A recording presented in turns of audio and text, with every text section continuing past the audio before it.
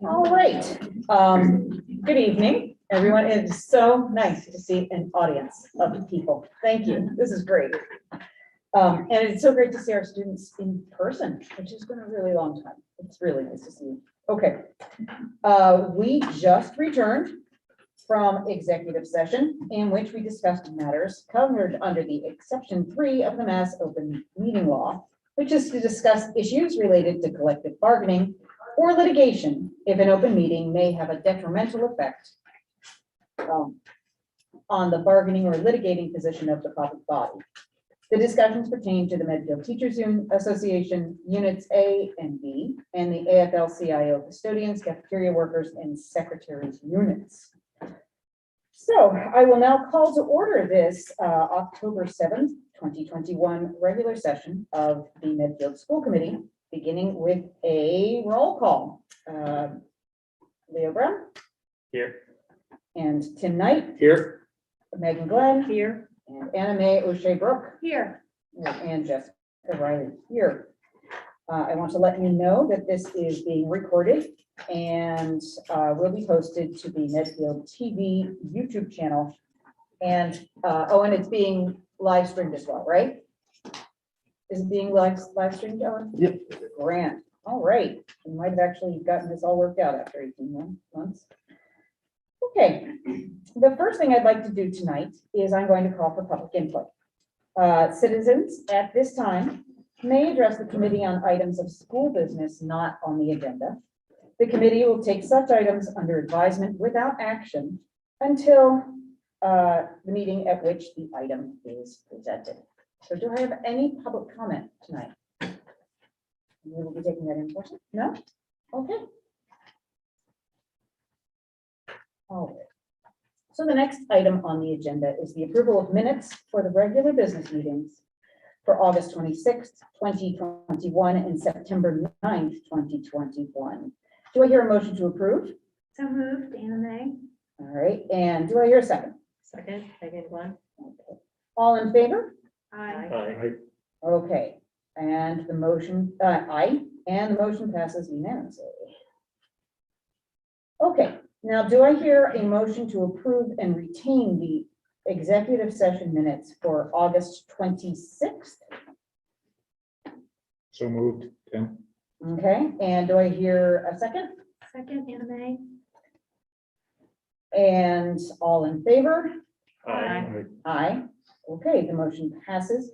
I am going to postpone the 9/9 executive session minutes to the November meeting. Okay.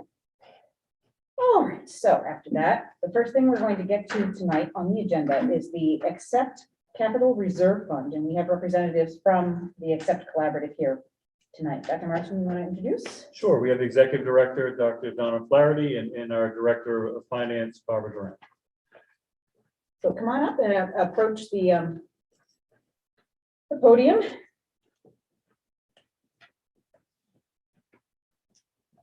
Good evening. Good evening. So I'm Dr. Donna Flaherty, the Executive Director at Accept Education Collaborative, and I just want to thank you all for the opportunity to come and speak to you. I'd like to just share a little bit about the Education Collaborative.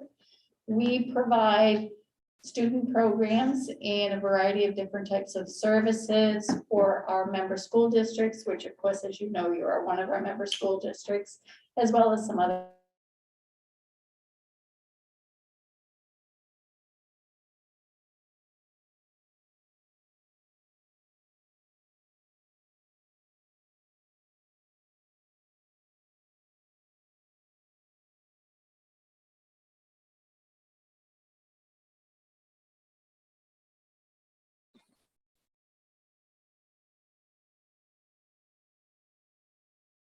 a lot of students who have social emotional needs. We have a lot of students on the autism spectrum, and we provide an excellent education for those students as they make their way back into their home districts.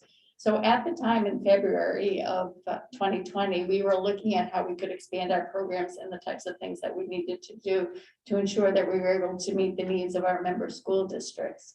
So then, of course, the pandemic hit, and we don't have those same numbers that we had previously due to the fact that students were at home. You know, there's different schooling going on right now, but we are anticipating, as we're looking at referrals coming in, that our numbers are going to rise again and go back to what post-pandemic numbers were, and really need to increase our space and look at how we can continue to meet your district's needs in the best way possible. So what we're doing is we're coming here to basically ask you and explain to you about a capital reserve fund that we would like to create so that we can start planning for the future. So then when you need us to have greater programs, greater services, we're ready to hit the ground running. So what I'd like to do now is introduce Barbara Duran, who is our Director of Finance and Operations, and she can kind of explain those pieces to you. Thank you. Thank you very much, appreciate it. Hi, Barbara. So, hello, thank you for inviting us. So collaboratives are allowed to create a capital reserve fund. It needs a majority vote of all the school committees, which is why we're here before you, and it's gone to all of our school committees. And what we ask you to do is set a dollar amount limit not to exceed the reserve fund. And we're requesting $1 million. Once we're allowed to create a reserve fund, the board of directors of Accept, which is made up of superintendents, will create a capital subcommittee, and we will create policy on how funding is to be put into the reserve, develop a 5 to 10 year capital plan, and develop policy on how appropriations will be made out of the reserve. So the first step is to say, yes, we can have the reserve, and then we will get those policies in place.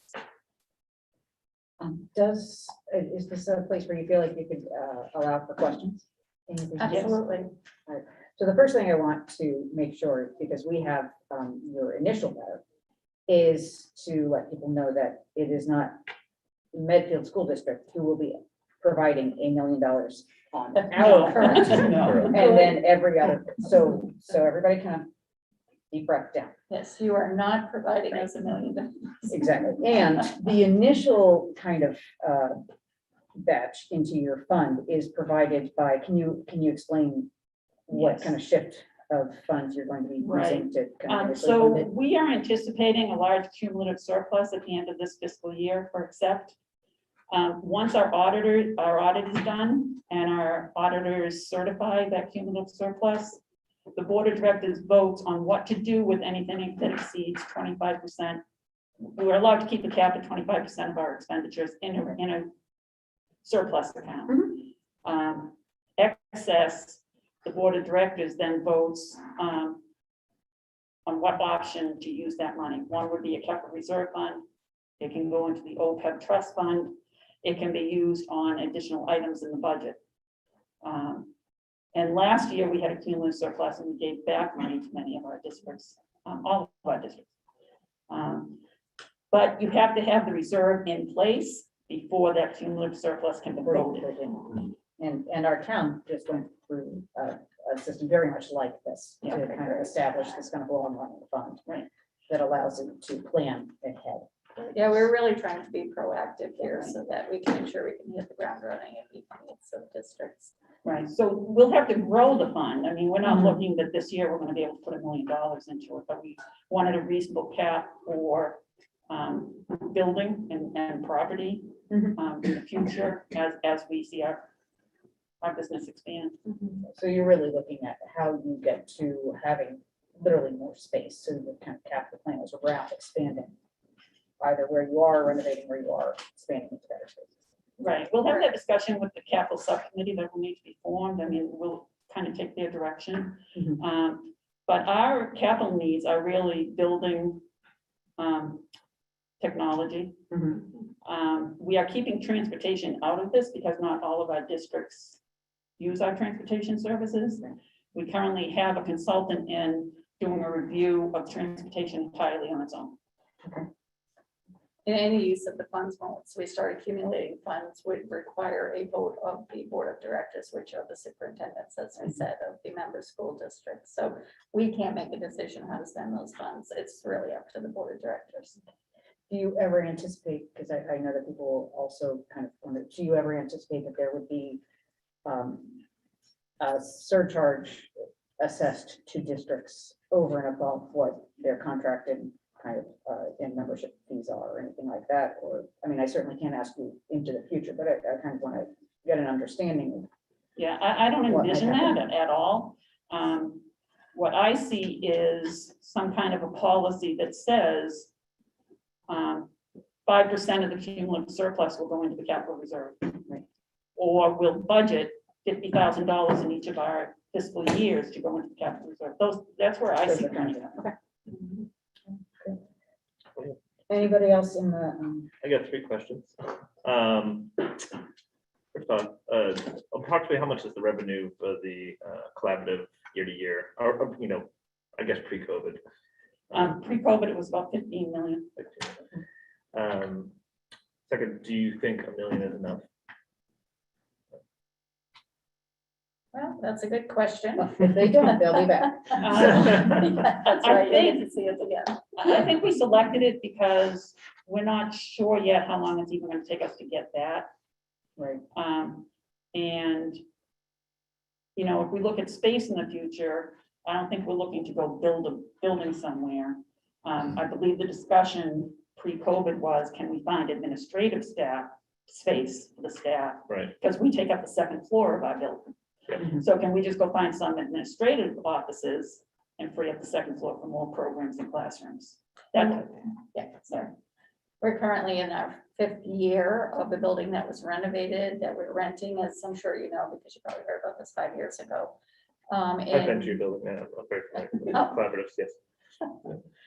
so, when I became the executive director just over 2 years ago, we were truly already kind of busting out of that building.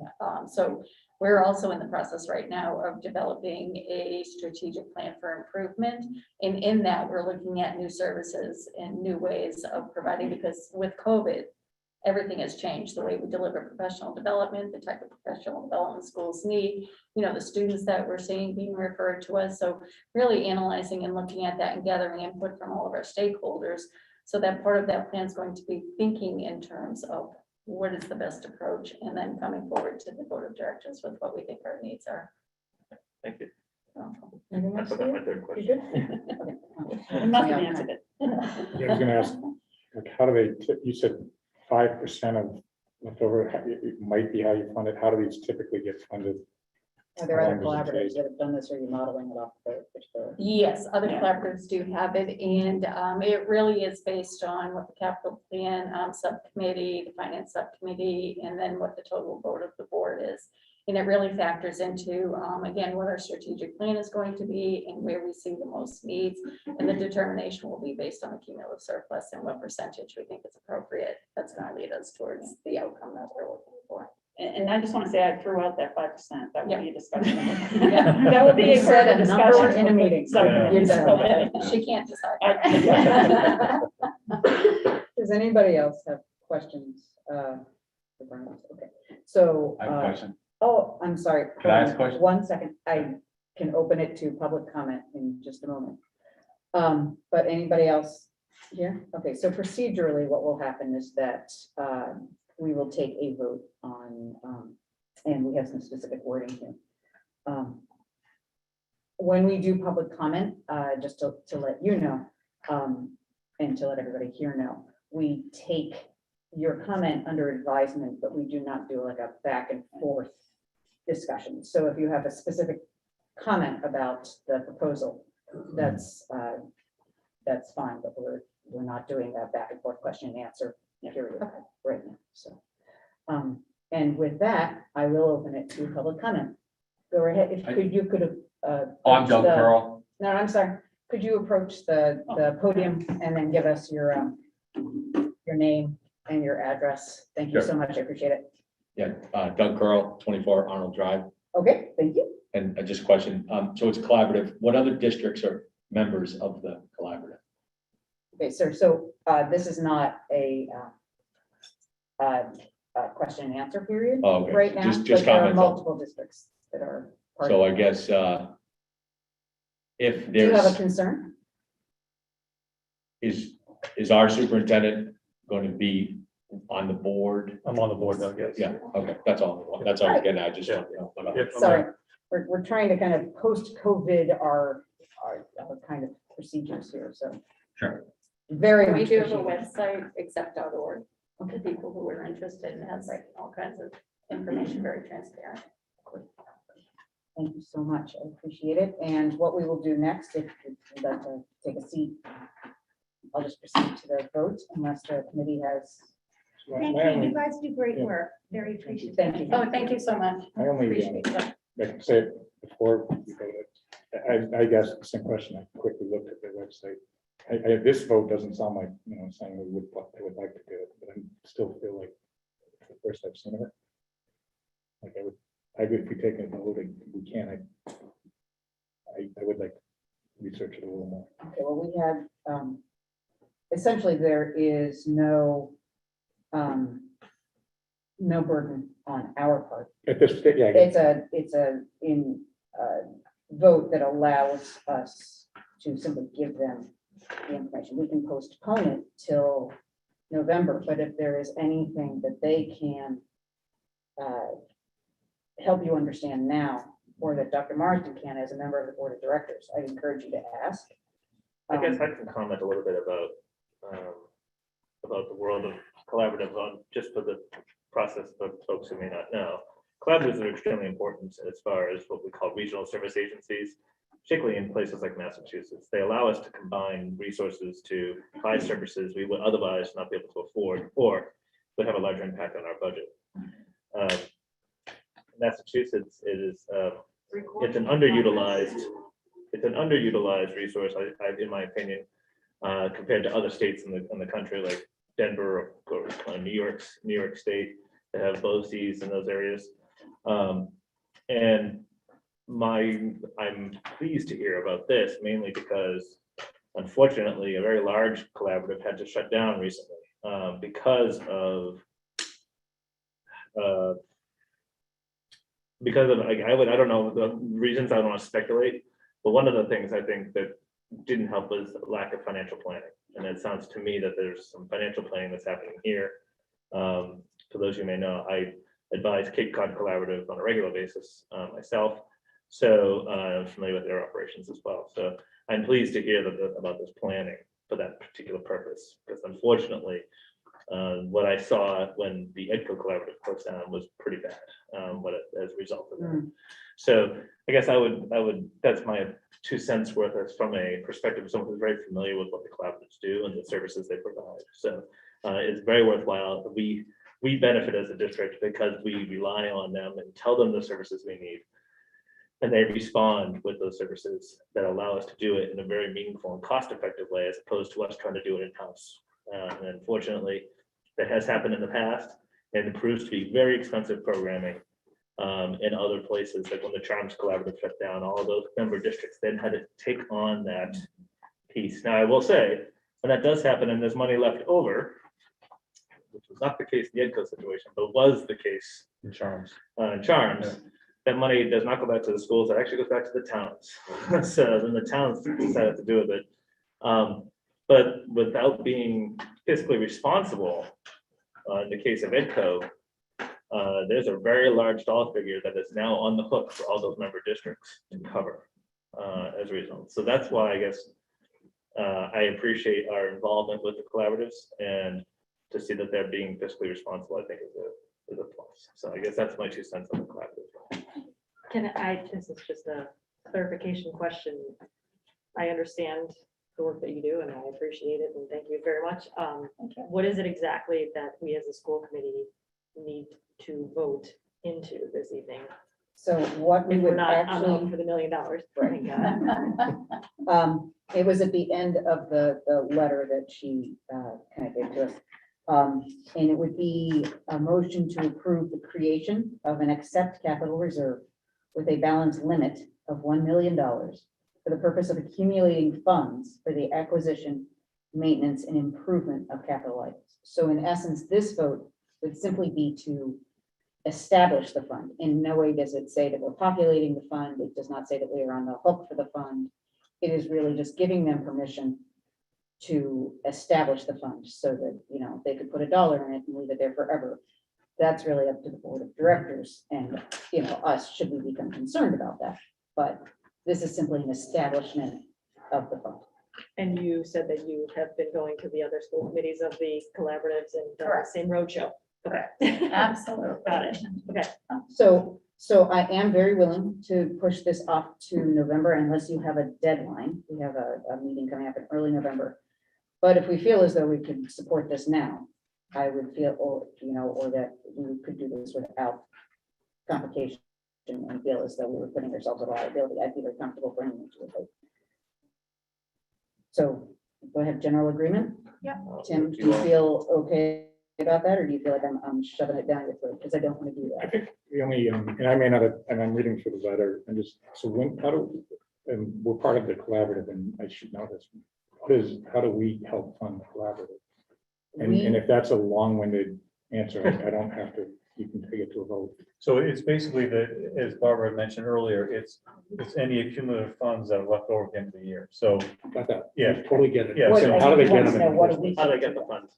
So, I mean, is it an annual fee, like how, that's, and that's Michael, what what's, I do you know what the annual fee is? About 4,500. $4,500. So, Okay, so and that's then part of we what, pay okay, that's what we do. tuition. And I, okay. And that- For our then students' tuition that goes professional in there, development. whether it's us or other districts that pay tuition, so that when Leo asked the question of revenue, that revenue is all based on tuition, transportation, professional development, all that.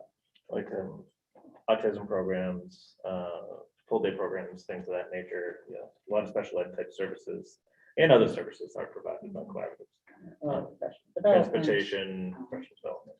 One of the collaboratives we launched on, I don't think it's accepted, it might be, it allows us to do large scale purchasing with other districts so that our costs are lower, things like that. Kind of like an efficiency of. Okay, no, that helps a great deal. I'm comfortable also as we were The talking. Cape Cod one runs all the busing for all the Cape Cod services. Okay, so since Tim is comfortable, and I think we feel okay about this, I'm going to ask if I hear a motion to approve the creation of an accept capital reserve with a balance limit of $1 million for the purpose of accumulating funds for the acquisition, maintenance, and improvement of capital items.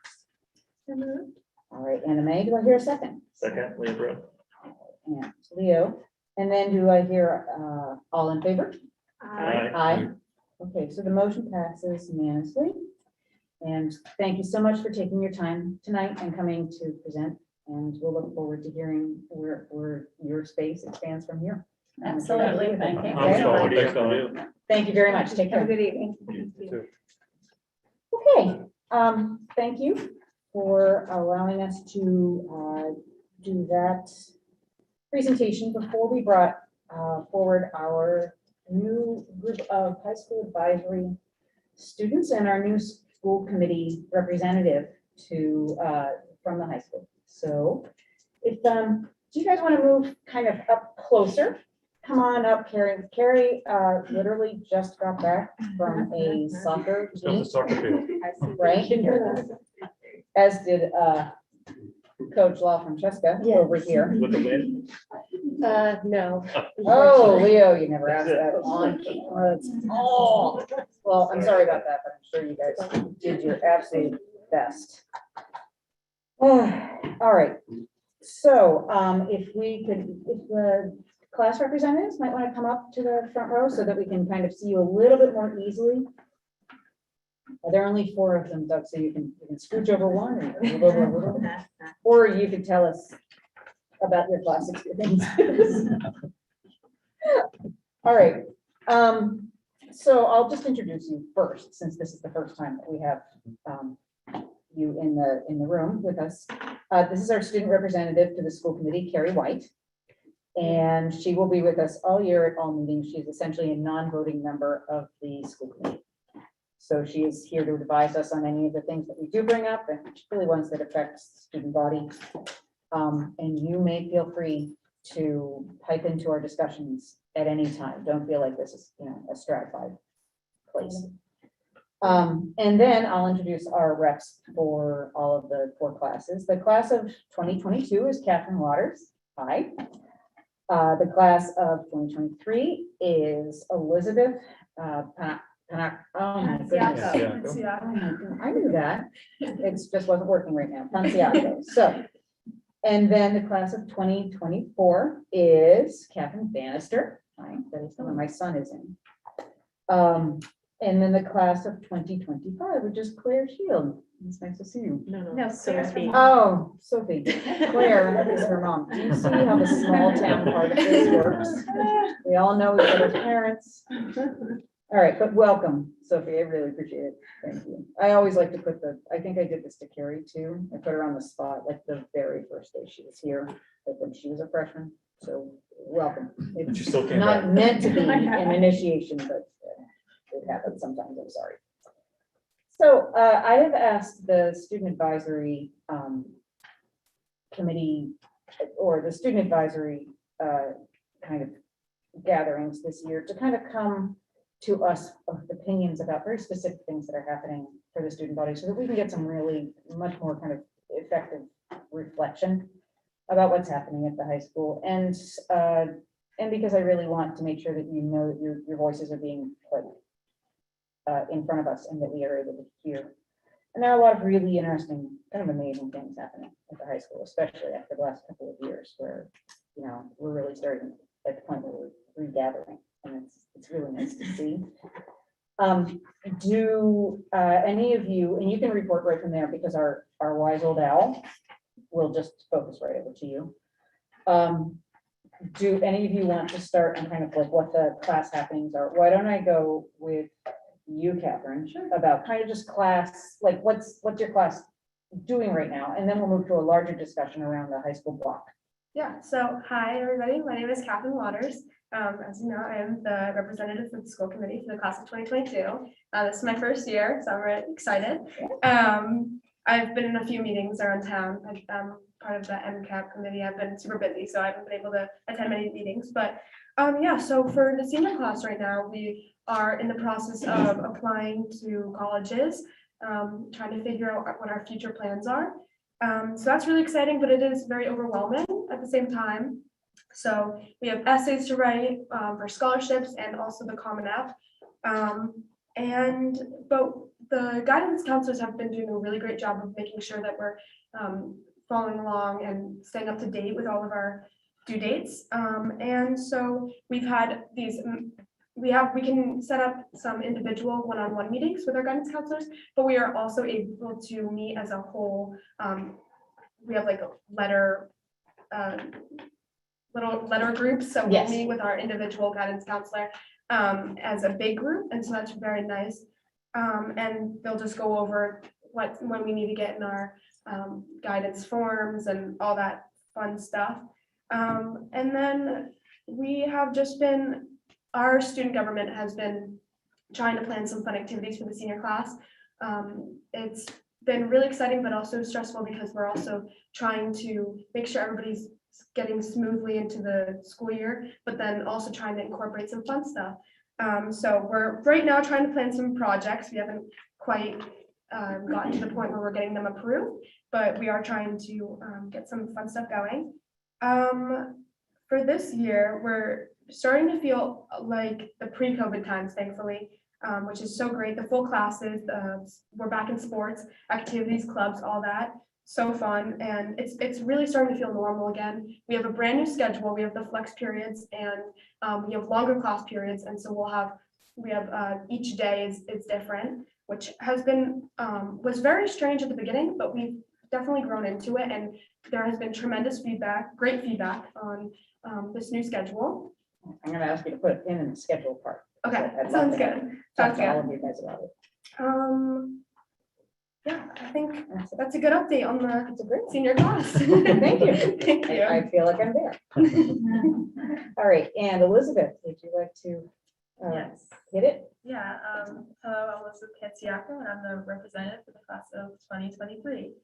So compared to the senior class, the juniors don't have much going on yet, but we're all just getting adjusted to AP level schoolwork and just getting adjusted to the schedule, which we'll talk about later. As far as student government goes, we set a date for prom and put down a deposit for the venue, which will happen at Gillette, which is really exciting, kind of crazy that we're already planning that. For some fundraisers, we're going to continue the blanket fundraiser, which was a success last year. It's going to be better organized this year and hopefully make more money than we did last year. And we're also gonna think about doing a fundraiser at like Italian Groceria, restaurant around Medfield. But yeah, as far as the year goes so far, the junior class is doing good. What is your date for prom? Can you tell us? Or do we keep Yeah. that a deep secret? It's May 13th, May 13th? Friday, the 13th. Already 13. But Bum, bum, bum. Okay, great. How about Catherine? Hi, everyone. My name is Catherine Bannister, and I am the representative to the school committee for the class of 2024. I had the same position last year, although the meetings were on Zoom. So, It's nice to see you here. so first off, what they already mentioned, Flex has been like a really big hit for everyone. It's just a really nice break into your day to do homework, study for classes, really just relax. And I know I look forward to the days where I have Flex. I actually got responses and feedback through a Google form for my class, and everyone said that their favorite thing was Flex. So it's a really nice break and a new addition to our schedule. Also, lunch is really nice because my class hasn't experienced a lunch until this year. So it's just really nice to be able to socialize with friends during the day, and it's also a really good addition that it's free this year. That's a really big help I've heard. This year is overall just much better than last year because we have a lot more opportunities and a lot more freedom with less restrictions. And for our student government, we are going to do flags again like last year. That will be coming in the spring near the rolling rally, so hopefully that's a big hit. We're also going to do 2 different designs, but we'll plan that closer to the spring. And like Elizabeth said, we're also going to be doing a restaurant fundraiser, and that will be soon, so just be on the lookout for that. And that's all I have to say for today. Great. And then Sophie. Hi, I'm Sophie Shields, and I'm the representative for the class of 2025. And so like going into 9th grade, it's definitely been like a lot more work than it was last year, because we had like Zooms and like even like a normal 8th grade year, like we didn't have as much work. So it's definitely like a lot more, but the load of work is definitely like bearable, but it's definitely like much different than what we experienced last year.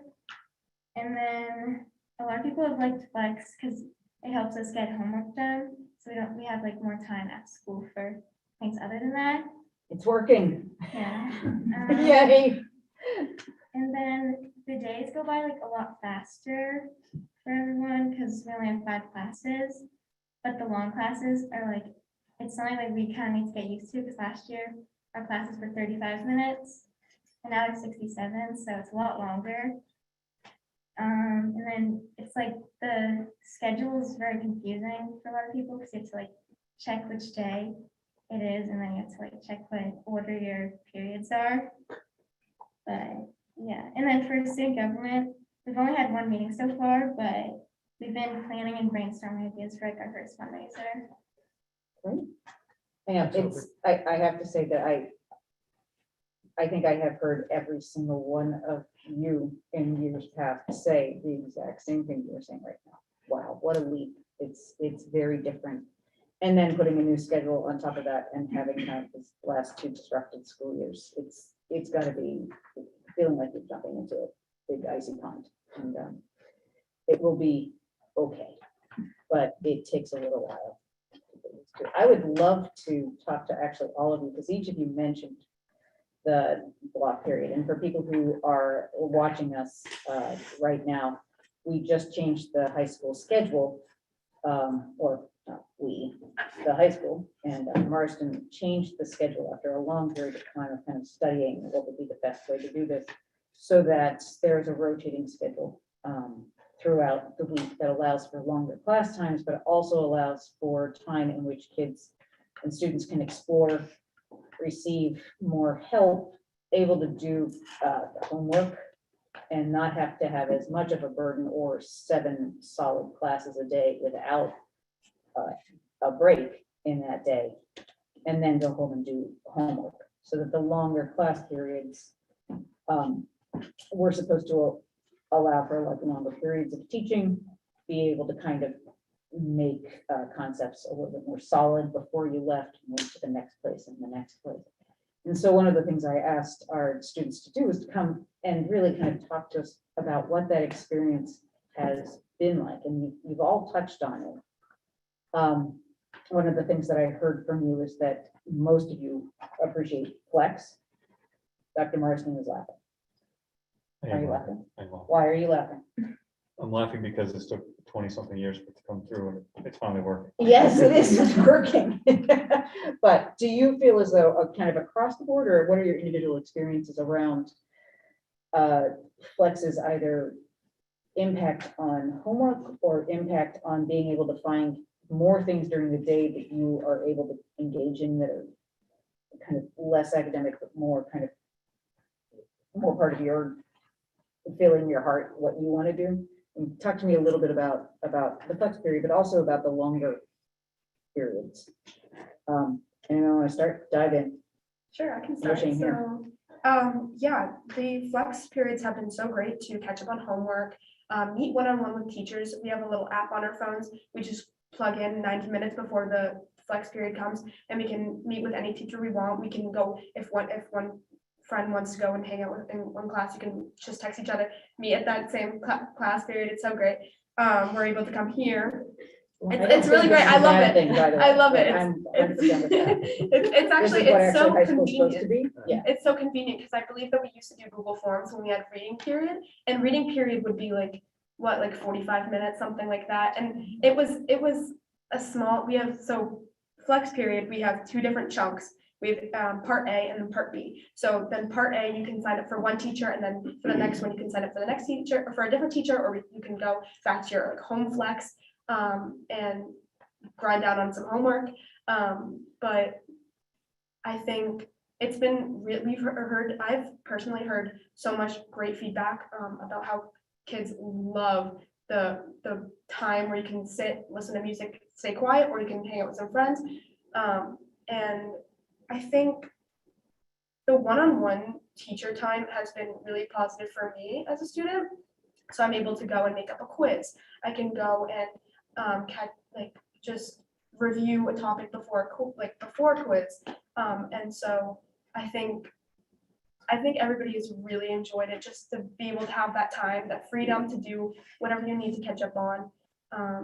Yeah, I think that's a really good point, because that was like an equity issue we had with the students, right? So before the extra help was happening after school. So if kids had an activity or a job or something, they couldn't go meet with their teacher after school. So now Or making didn't that have part of the school day, it happens. Actually, Sophie, I'm going to go to you because Sarah is a senior, but you're a freshman, and this is new. Catherine. You called her mother's name. I called her Claire? No, I called her Sarah. No, Sarah. Water. I did tell the committee going into this, that this is one of those days where I've been working since like 7 o'clock this morning, and cognitively, like, this may not all be there. It's okay. So I apologize. It's really on, but. You do look like your mother. I get that a lot. Thank you. And I'll take that as a compliment. It is. All right, so, so Sophie, do you feel like those are the same experiences you're having as a first year student, or is it more like just still trying to feel like you're kind of figuring out the schedule, where you're supposed to be, what you're supposed to be doing? I know a lot of people have just like been liking it, like for the same reasons, like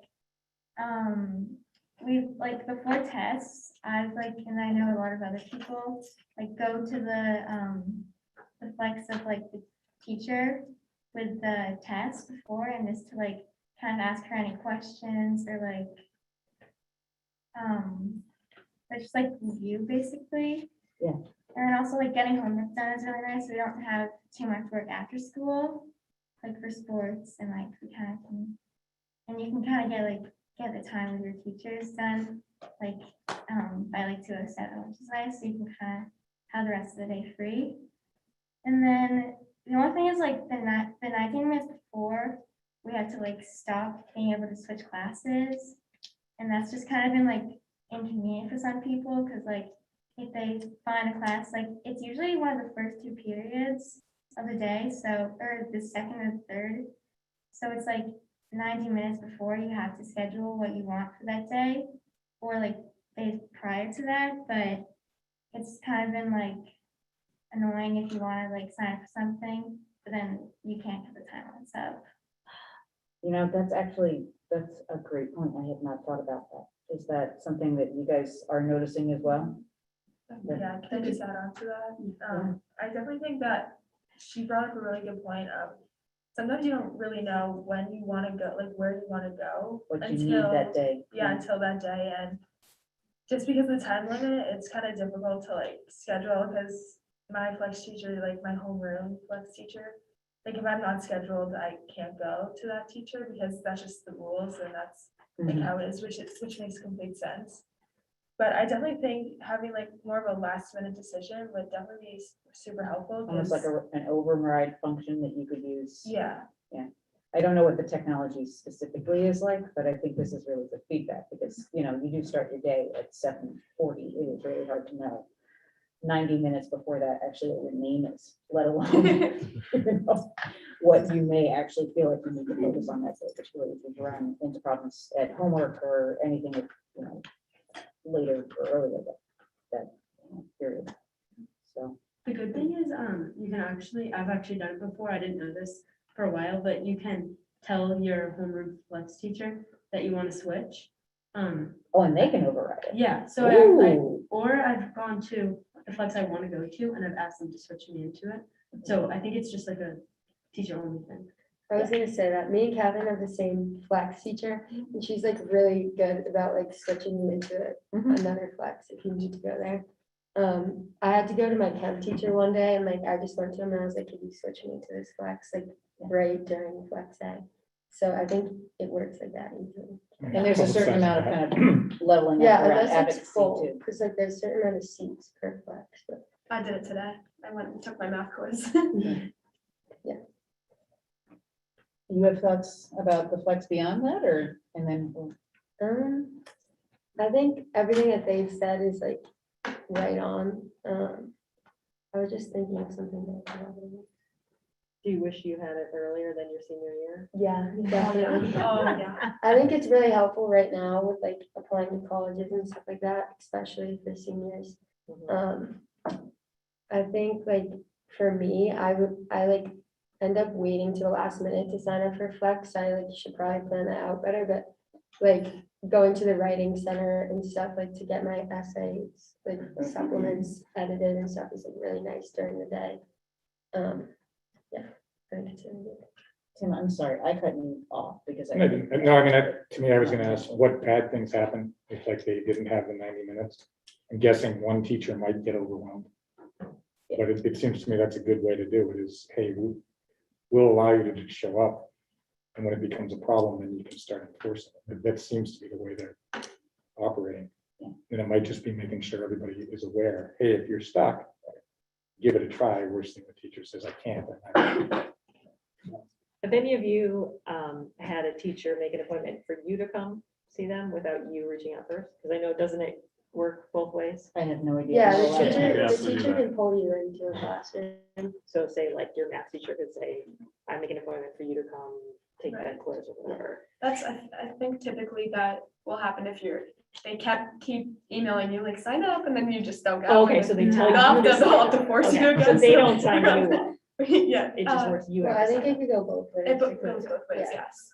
But it's after a lot of nudging, Yeah. you know, for you to take that responsibility.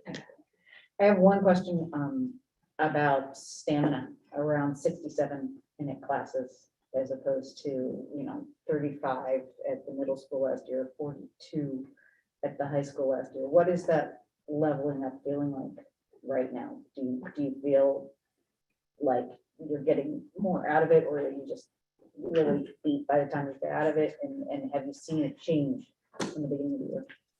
I think it really depends on what class you're in. Like tomorrow, I know I have all academic classes, so it's kind of a dreadful day because I don't have flex or like an elective. Dreadful's a little strong. We can't tell people how to feel. But it's a long day. Yeah. Yeah. That's really good. I think, yes, it can be long. I agree. I think also teachers are getting used to the longer periods, so they're positioning themselves in a way that will do a lecture at the beginning of class, and then we'll go and do a little bit of group work or a group discussion, and then we'll go into a worksheet or something, and then afterwards, we'll do a little bit more of a class discussion, go over answers. And I think through that way, we're not just sitting through a lecture for an hour. We're listening, and then we're doing a little bit of work, and then we're talking with our friends and whatever, and we'll come back all together. And I think that it's a really nice way to wrap it all up. And I personally feel that I haven't felt like the periods are super long and I'm falling asleep in class or anything like that. So I think, yes, at the very beginning, I was like, oh, wow, these periods are long, but I've definitely gotten used to them. What do you think, Sophia? Has that been Yeah, either, I it think doesn't like, have to be your experience, it can be other people you've seen around. I don't want to put anybody on the spot here. I don't. I think it's like, it's definitely like takes a little bit of getting used to, but we only have 5, so like it makes the day go by much faster. And then one that has the lunch in it has like the nice break. So like you get like a little bit of lunchtime, unless you're like at the 4th lunch, which is like you have to go through a lot of like the class before. Oh, yeah, yeah. Right, So you're yeah. starting to feel hungry and kind of naughty and, nodding off, yeah. I'm probably gonna have to wrap this up because already I've gone way later than I would expect to, not because of you, but just kind of general, how things are going today. Is there anything else you would like to share with us right now? Because I know that you guys and you and Mrs. Hagan we're going to meet together and kind of talk about the topics we'd like to talk about for this year. But is there anything you'd like to wrap up or kind of leave us with Flex or not even Flex, but Clock? Anything? Okay. I'd just like to mention a quick concern that I've heard from multiple students. So this year, we have received a few emails about the amount of unexcused absences we can have. And in total, we can have 6 per term. Which I've done the math, it's 24 a year. Yeah, like I was like, oh, 6 per term is horrible. And I was like, oh, wait, the term ends. Right.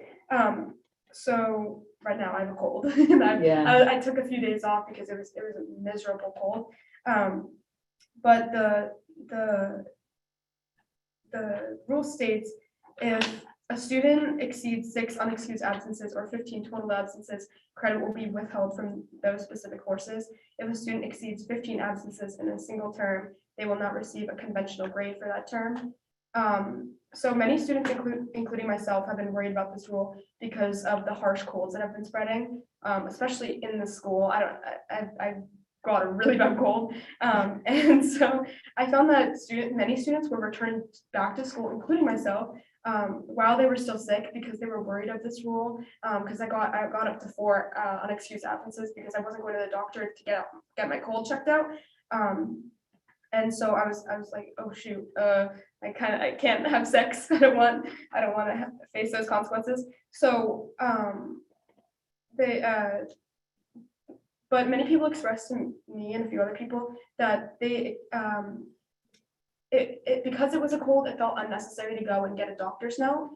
But now with this new rule, we're kind of concerned on whether we should be coming to school with these cold symptoms, and if what's the best way to go about this, if we should go to the doctor even though we know it's just cold symptoms and they're not COVID symptoms, or should we go the full ride and get a COVID test? How should we best deal with this? It's a great question for Dr. Morrison and Dr. And Mr. Barbette and Yeah, I think President that's Mendoza something that you have a conversation with Right. Mr. Parga and Mrs. Hagan and Mrs. Mendoza about. Yeah. I know that I saw the email that Mrs. Hagan sent out, and I think it's very similar to what we've done in the past, but I can see how you would think that it would force kids back in if they still weren't feeling well. So I think it's something that you could bring to them and have a conversation about. And actually, if you continue to read down, because I have thought about this a great deal, because the committee has also talked about this because they were concerned, that they had or the one committee member spoke to me about it. And there is kind of like get out of jail free paragraph Mhm. down below, that this is really always about kids first and about taking care of yourself, and that these things are negotiable. I would possibly say that it's just one of those things where you kind of put it out there because everybody needs to kind of know the rules, and maybe there's been some kind of excessive tardiness or anything like that. I can And count then all on of a one hand the sudden- amount of kids that's impacted every year, so it's not many kids that get impacted by that. But, I mean, it's always about communication, and if you are starting to worry, you're feeling like you're dragging yourself into school and you really shouldn't be, Mhm.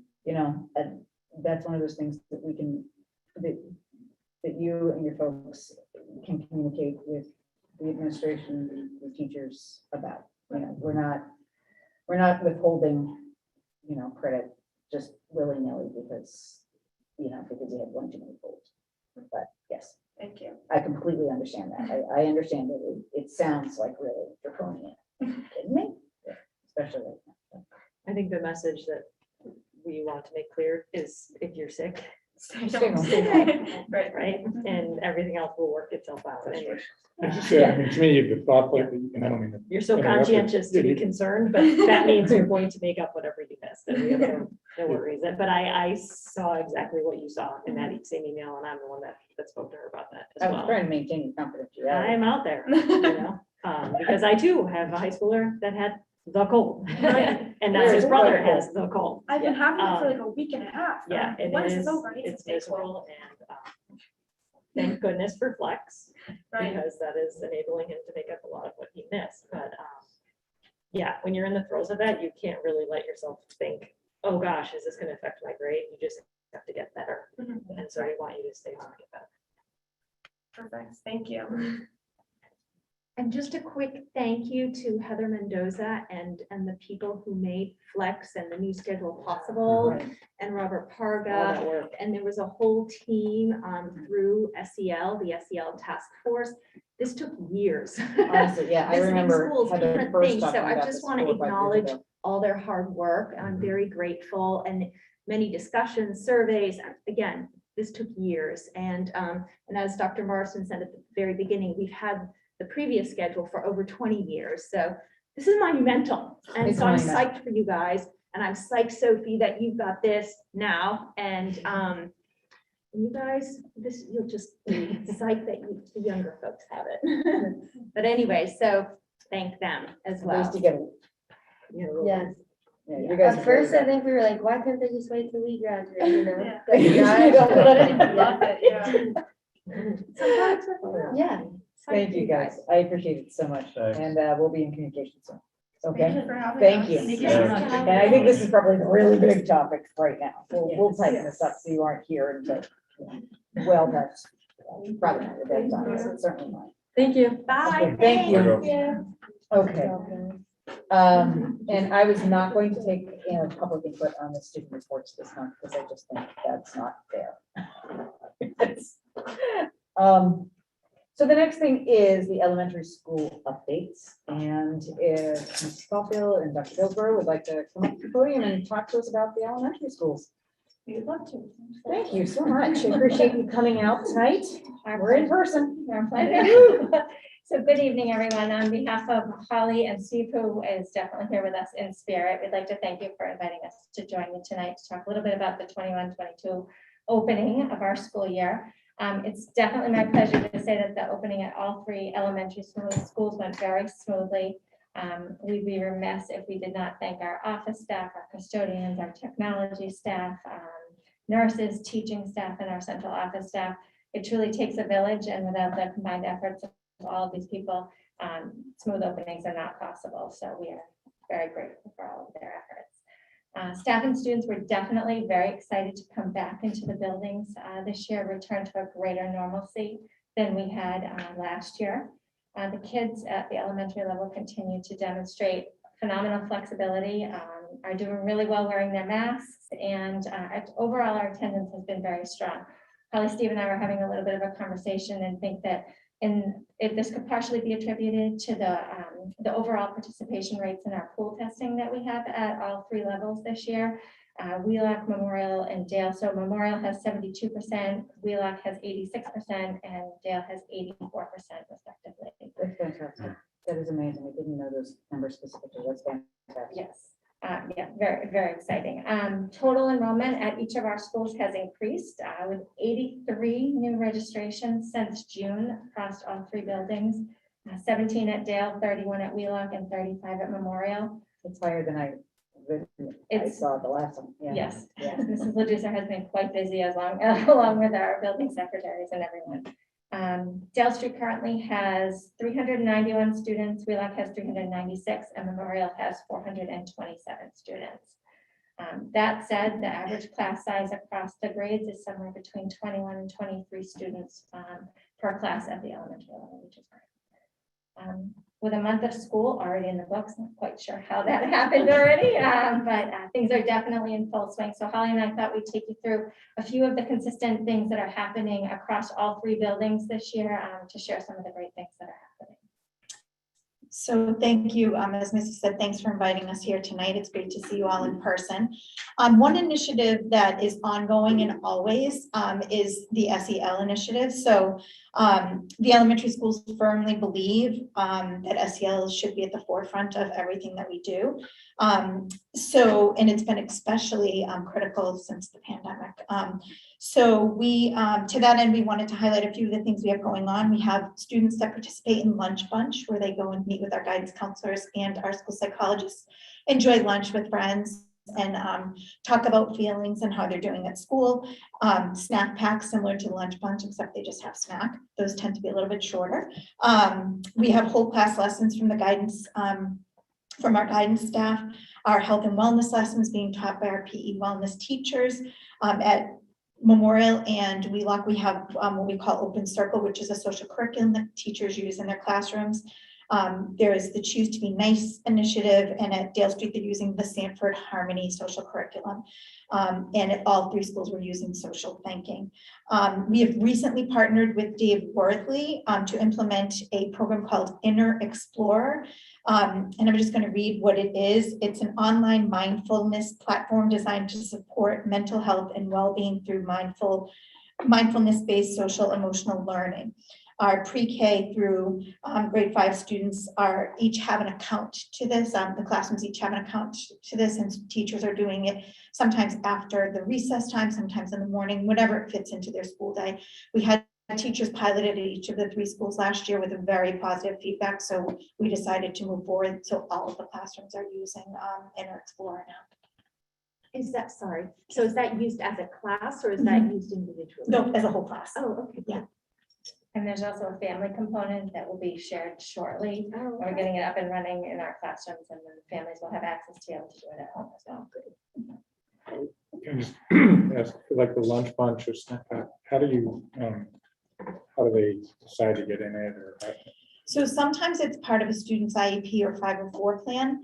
And what will happen is a permission slip will be sent home to invite friends to that. So generally, I would say probably about 90% of the kids do participate in a snack pack or a lunch bunch throughout the year. It's not every single week for all kids. But lots, if a child wants to go, we can find a way to fit them in. It's pretty popular. It is. I remember. It was lunch. Missy and I sometimes go. So the next thing that we're going to chat about is the math pilot. So over the summer, we had a committee that was made up of grade level representatives and math specialists who met for 3 days. They looked at about 8 to 10 math curriculums, and using rubrics, they really dove in deep to each of the curriculums to be able to identify ultimately 2 that we are going to be piloting this school year. So over the next several months, teachers in K-5 will be piloting 1 unit from Reveal Math and 1 unit from Illustrative Math. We're very excited that we have all teachers participating in this pilot because we really feel that it is going to give us the best and the broadest feedback possible. And after each of the pilot units, each of the teachers will provide some feedback about thoughts, what was successful, any concerns that they might have. And our ultimate goal is to make a recommendation around the beginning of April as to what curriculum we would like to move forward. So that recommendation would come to the committee Right. as a textbook adoption. Okay. Can you tell me just quickly, what was the, what were you responding to in the current curriculum that you had that you felt you needed to kind of expand beyond that? Sure, we've been And it using, could be like. yeah, we've been using Envisions for the past Right. 7 years. Mhm. And I think across the board, we found that it's a very heavily language-based program.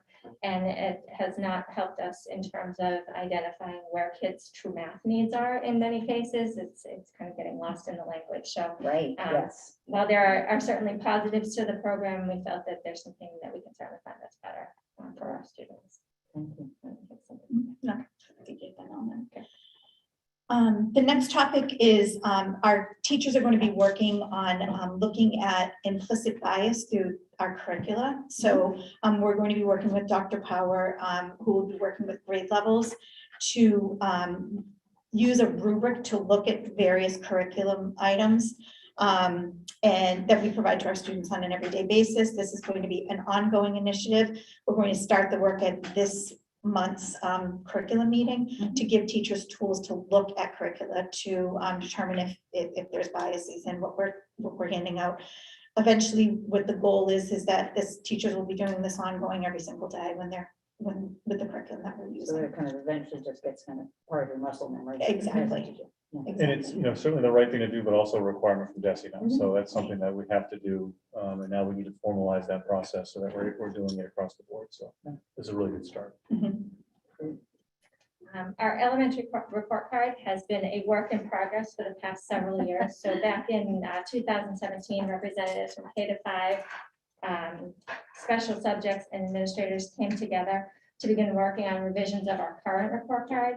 And the overall goal of that committee was to create a report card that was cohesive from K to 5, included all subject areas, and provided consistent feedback to our families, regardless of which elementary school their kids were in. So we were on a roll. We piloted in 2019, and then the pandemic hit, and we needed to put it on pause for a little bit. But we are excited to say that we are back moving forward, and as of December, all elementary schools will be using the agreed upon standards-based report card for their reporting. The principals will be reaching out to families to share some information about this new format.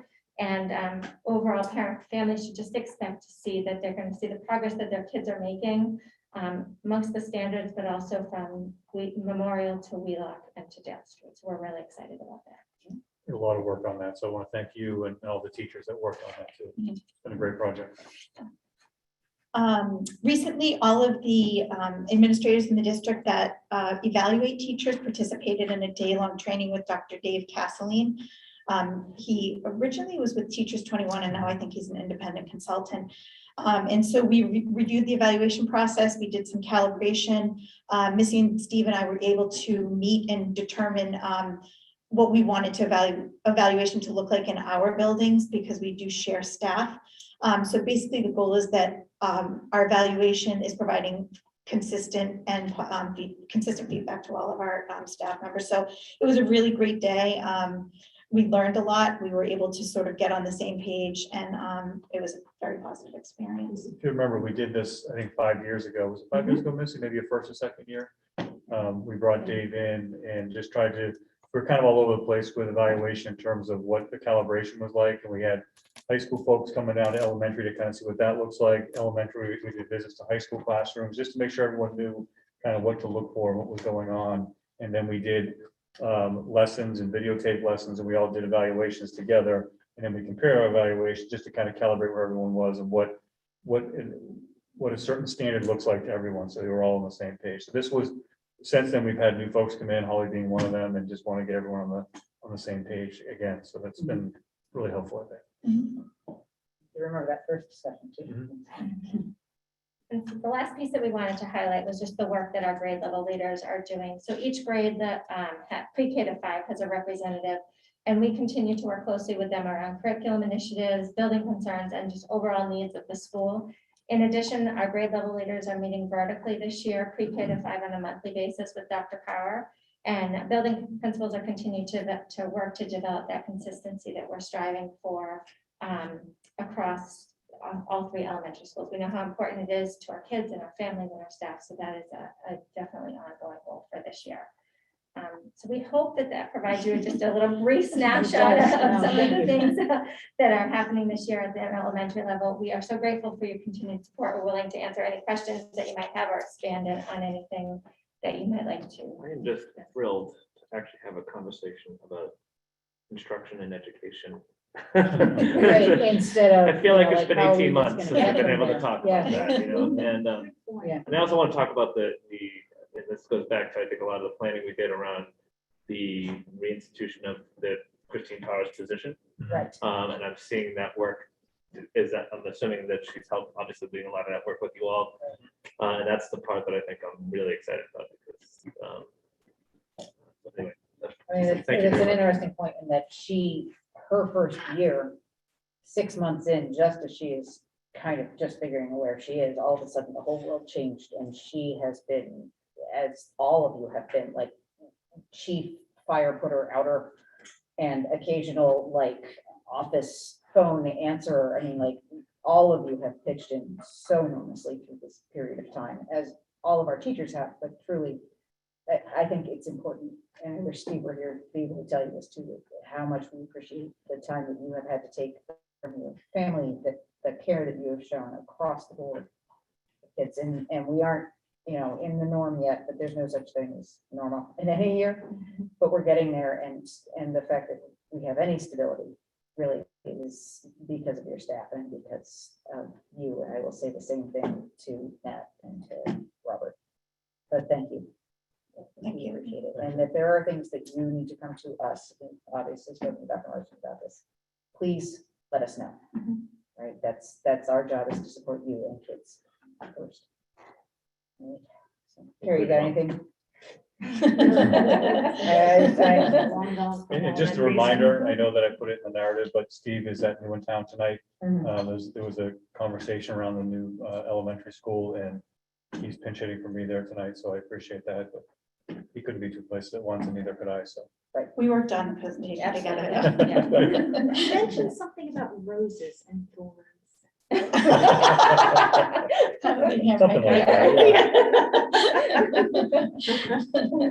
Great, Thank you very very much. much. Thank you very much. And if the, again, this is not a question and answer, but if there's any public input now, feel free to approach the podium, give us your name, give us your address, and we'll keep comments at 3 minutes. Okay. Then, we are going to move on to, thank you, good night. We're going to move on to the DESI mass extension, the mandate extension, and where we are kind of with that right now. Sure, so as you know, the commissioner had the opportunity prior to his October 1 deadline to either extend it or not. He did extend the mask mandate to November 1st, but he did put an off-ramp process in place for districts that have over 80% vaccination in their schools. I was at a meeting today with the statewide association executive board, and this was our big topic, of course. That's all everyone's talking about. Up until yesterday, only one district in the Commonwealth has applied for that off-ramp of taking masks off in one or more of their schools on October 15th. So I think a lot of places are kind of doing a wait and see to see what's going on in terms of the virus, what the numbers look like, vaccination rates, those kinds of things. So that's where we are. It's really to see whether or not the sense is that it may get extended again at the state level. But there hasn't been a huge appetite in the Commonwealth from school committees and or superintendents to take the mask off prior to October 15th or prior to November 1st. That's kind of where we are. You know, our numbers, so we've had 23 positive cases to date. We have 1 at Memorial, 4 at Wheelock. The 4th one was this afternoon. 8 at Dale, 3 at Blake, and 7 at the high school. Now, I don't know how many of the 7 are breakthrough cases, but based on our vaccination rates at the high school, we can only infer that some of them are breakthrough cases based on the number and the number of percent of vaccinations we have up there. I will say that either 4 or 5 of these been picked up through our pool testing program. This week alone, we had testing on Tuesday. Positive pools came back from Blake and Dale on Wednesday morning. Those students in those pools were rapid tested. Each school had 1 student positive out of that pool. It was identified in the rapid test. Those students were, their parents came and got them. So it works. I mean, that's what it's supposed to do, right? It did the same thing at the high school week before. So as many districts are struggling to even start pool testing or even start the test and stay program, we're beginning week 4 of the pool testing. And as you heard at the elementary level, those numbers are really high. Middle and high school are not as high as they were last year. So we had pretty high numbers. If you remember last year, we were 75% plus in the pool testing, especially at the high school level. We're not near that right now. I don't know the exact number. I don't want to quote a number because I have to live with it forever. So somewhere, 5%. yeah, I'm somewhere. It's not as much as we had last year. And part of that is because so many of our kids are vaccinated. Right. So if you look at the meeting I was at today, there are many districts that are in a situation where they're below 50% or they're just nowhere near 80 yet. We certainly have been above 80 since the first day of school at our secondary level. That hasn't been an issue. I think our community and our parents and our kids did a great job with that. So they were in really good shape that way. But I think we should have a conversation of what you folks are thinking right now in terms of November 1st, or if there's something sooner, because no one knows what's happening on November 1st. It could be extended from what I was told today or not. So unfortunately, some of the conversations that I've been involved in at the state level with this group it's becoming more of a political issue versus a public health issue, which is unfortunate, but that's kind of where we're at right now in this world. So that's where we're at.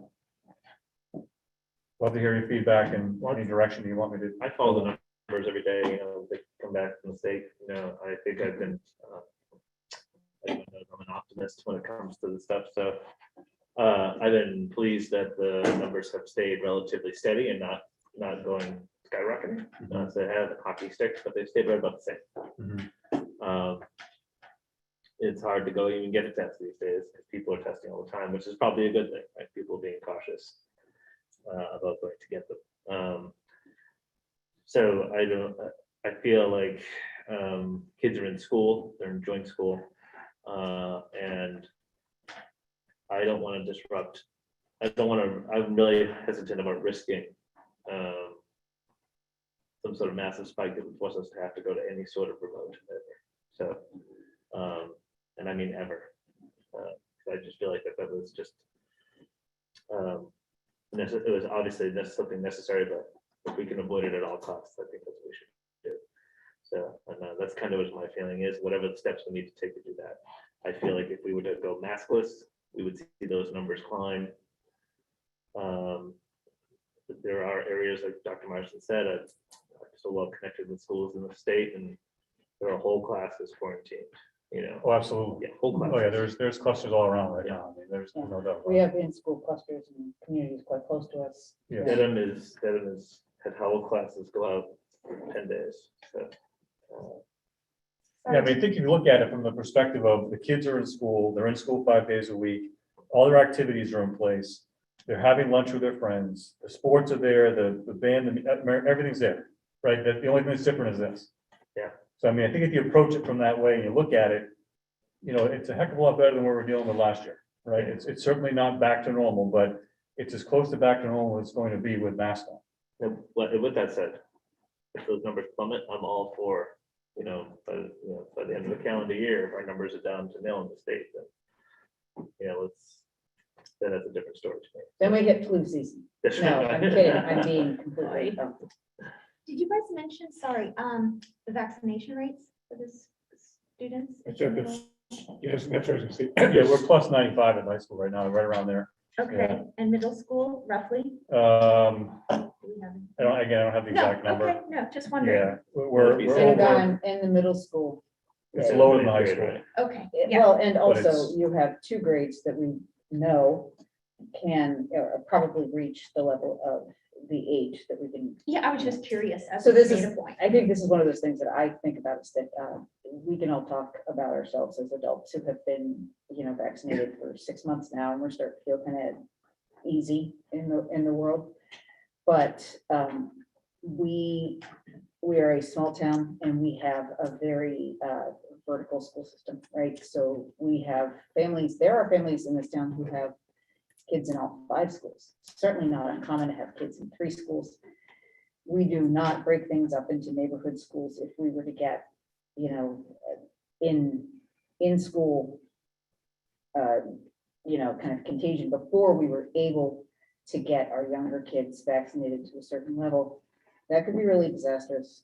Not only just because, oh no, we have to close schools, but we don't know what COVID does long term. We still don't know these things. Inflammation in general, viral concerns, like almost every virus has a long-term effect. It seems that COVID does too, and there's been a lot of kind of research into that ongoing. But again, if we are thinking kids first, do we put younger elementary school students at risk until we know that there's a viral, that there's an ability for them to be vaccinated, to build up immunity, and that there's the opportunity for that, especially as we kind of head into what I think is probably a heavy travel season.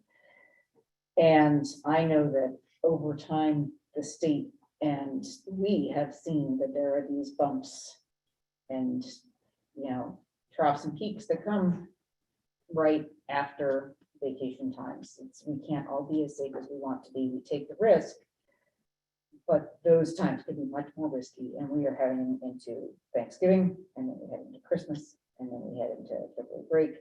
Like I need to know that there's some level of being able to protect our younger children before we say, okay, go, mask off, fine. But those are things that we're going to have to continue to talk about as a group. Yeah. And once again, we don't get to be meteorologists anymore. We just have to be epidemiologists. Didn't the Board of Health meet this week? They met last week, I think. Last week? They did, yeah. Okay, so I was not able to. I wasn't on that call either. I don't believe that we were on the, I would just like kind of to feel where they're at too. Yeah. I know I've noticed in town, places where you go in, it says now mask required. yeah, there are some So- places that are still mandated for masking. Too. And people who just Well, feel I've better about it. noticed all of the employees at Shaw's are now masked, so. And those are obviously places where adults are frequenting more than children anyway, but, so yeah, I'm kind of on the same wavelength with Leo. We're in school. Yeah. We're, as the students themselves said, it's like almost feeling normal. Yeah. And this is such a small ask. I get that we're vaccinated at 95%. I just saw an article today too that scared the Jesus out of me that said that there's a waning period of the vaccination too. Like, how good is it gonna be for how long? Even there's so much that we don't know even. And, yeah, I'm So not, just one point, not included in the numbers that I read to you are 2 positive pools that we got this afternoon around the high school. And we'll be doing the testing of those pools tomorrow morning. So again, it's working, it's picking it up, but it's telling us it's still out there. It's you know. still there. Yeah. So, and I would so much rather not have it than randomly find that one person who does have it. well, But and can you speak a little to how there'll be some changes in the pool testing to make it easier for the kids to? Yeah, I think at the high school Yes, level, at I high think the school. high school level, Yeah. it's been a little bit different. So one of the issues that we've had as the Commonwealth, the state, we've been fortunate because our liaison, I think, with the company that's been hired by the state to do this has been really good. And Kathy Thompson works really close with them and has been on them so that, when they come in, it doesn't work exactly right. She meets with them and says, listen, we did it this way and it worked really well last year. So one of the things that we'll be implementing is looking at changing the time of day that it happens at the high school, because it's been happening around lunchtime, that the actual testing, and that's difficult to corral everybody to get there and do the testing. So we're gonna look at doing it the period after lunch and do it much like we did last year, but again, still using, the company and support of our nurses. Our nurses also support the company to get it done quickly. within our school, but I think that will allow us to tap into more kids. We've been missing kids because of lunchtime, and this will allow us to not do that. So that's at the high school level, make that change. Elementary's been fine. I mean, kindergarten kids, they're all, I've seen them all do it. They're great. I mean, they come out, they do what they're done. So Out of curiosity, what's our pool testing participation rate? We in the just- entire, Yeah, approximate. What was the number? Oh, wait. I didn't know. Missy gave the numbers. Yeah, Memorial is 72%, right. Wheelock Yeah. 86%, Dale is 84%. In middle school is about 82%. In high school, I have no exact number, but it's not, it's not. Is that They're what it less was- not what it was compliant. before. So is that, it's like, I'm almost wondering, because this has been, it's good for us to continue to track and watch it throughout, but I'm almost like actively participating in pool testing, because there's the numbers that have signed up, so they're going, and then is it how many are actually doing it? Like 50%. So, The- but the and I'm high school not age? judging, I'm wondering if like each of our school committee meetings, we could just say, all right, here's the data. Yeah, Actively that's fine. participating by school X, vaccinated by school Y, case results, you just ran through them Z. Like that way, as we Yeah, we can do get that. towards the, Yeah. end of the calendar and new calendar, I think we all would like to, Well, that was my consider point too, the that they're mess, making but it, if we can kind of watch the trend, Sure. we feel a lot more comfortable with it. making it easier for. And don't forget my kids to- COVID to go updates do at it as number opposed to 93 or taking the 94 is onus next, so themselves. It's like, forget I about did it those myself. two. Correct, Be another because that's a one great tomorrow. data point that we can at least know, hey, 80% signed up, to it, but only 50 are going. All right, then. Well, I think that's at the high school. It's I just, think at it's only the high Lake school that's the and issue. everywhere else. Yeah. No, but I mean, it Yeah. sounds like you're addressing it. Yeah, yeah, But so it's the high it's school 80% that are at pushing to Memorial, get it's the mask 87 off, kids so doing it. that's- You know, that's, Yeah, say elementary, it's dead on. process wise in there, it's. Yeah, it's dead on. smoother. I would say some of the, in the middle school is pretty dead on too. It's the high school that was an issue because of the lunchtime, but that'll change. And also, when the nurses send out a note saying, like, if you don't come at lunch, we're gonna come get you, I think. Build it Which into I that. think hadn't kind of You happened. hear on Build it like into the that flex. loudspeakers. Gary, what? You hear on the loudspeakers like all day, like naming kids to come to the office and do that and this thing, they're pool testing. And there is, there's a reason for that. It isn't like, oh, we just want to shame you. This is something that if you're It's a a public child health under issue, you gotta 18, do it. yeah, and if you're Yes. under 18 and your parents have signed you up for this is not like an option as much as, perhaps I have heard some other kids think it is an option. So I think that they've had to get a little bit more strict about it, unfortunately. But, You like can't miss it when you're walking to lunch. Yeah. It's right there. It's right There's like a bunch of people that are like, if you're getting tested, like go do it now. How long is it taking? I'm not doing it for some reason, but I think it's quick. Like some of my friends do it and then they're right back sitting at lunch with us. So, It's like 30 seconds. yeah. It is. Oh, yeah. So that's not a good reason. Yeah. Like I could see if you were waiting in line for 12 minutes. No, it's Yeah. Yeah. 5 circles in each nostril and you're done. Mm. Little sanitized hands, you're done. All right, And I have one more question and I promise on this topic. wow. Do you know, I think you alluded to it, of the 7 in the high school, did you say, do you know how many are quote breakthrough? We don't know. I mean, they know, I have to look at the data with the nurses, but I'm just assuming based on the number of vaccinations, the percentage, that some of those 7 have to be breakthroughs. Yeah. Right. Just based on that. So I think we can say though that we are comfortable right now that we would not be voting to even start with the off-ramp at this point. Is that correct? Okay, so what I'm going to do now is do public input for Oh, that. sorry. Hold on a I second. didn't Oh, that's all right. jump in. No, I didn't know how it it's works. so when we do public input, we ask people to come and speak to us for no more than 30 minutes, 30. I apologize to everyone and not half an hour, please, no, but 3 minutes. And it's not a question and answer session, but it is just a comment. So if you'd like to announce your name and Christine? your address. Christine, 40 Indian Hill Road. Okay. Just curious if there is a number that needs to be reached for the mask to come down? Because I think there was 24, you said total in schools now. Just doesn't seem like a very high number, so just curious if there's a number that needs to be reached. And the second part is when the kids that are testing positive and the close contacts, are you keeping track to see if those close contacts are being positive, because if they're not, then they're showing that there's not transmission amongst the kids. So just figuring out if those are being tracked, because I think that says a They're lot. to definitely what's being going- tracked. Huh? Definitely being tracked. They are? Yep. Okay, just curious, because I haven't heard any comments about that, so. Yeah, so I mean, I think what we found is that some of our positives are actually siblings of other positives. And we haven't had it confirmed, we may have a in-school spread at the high school with one last week, but we haven't confirmed that yet. So we've definitely close contacts, of close, that's all been, keep track of all of that. Okay. Yep.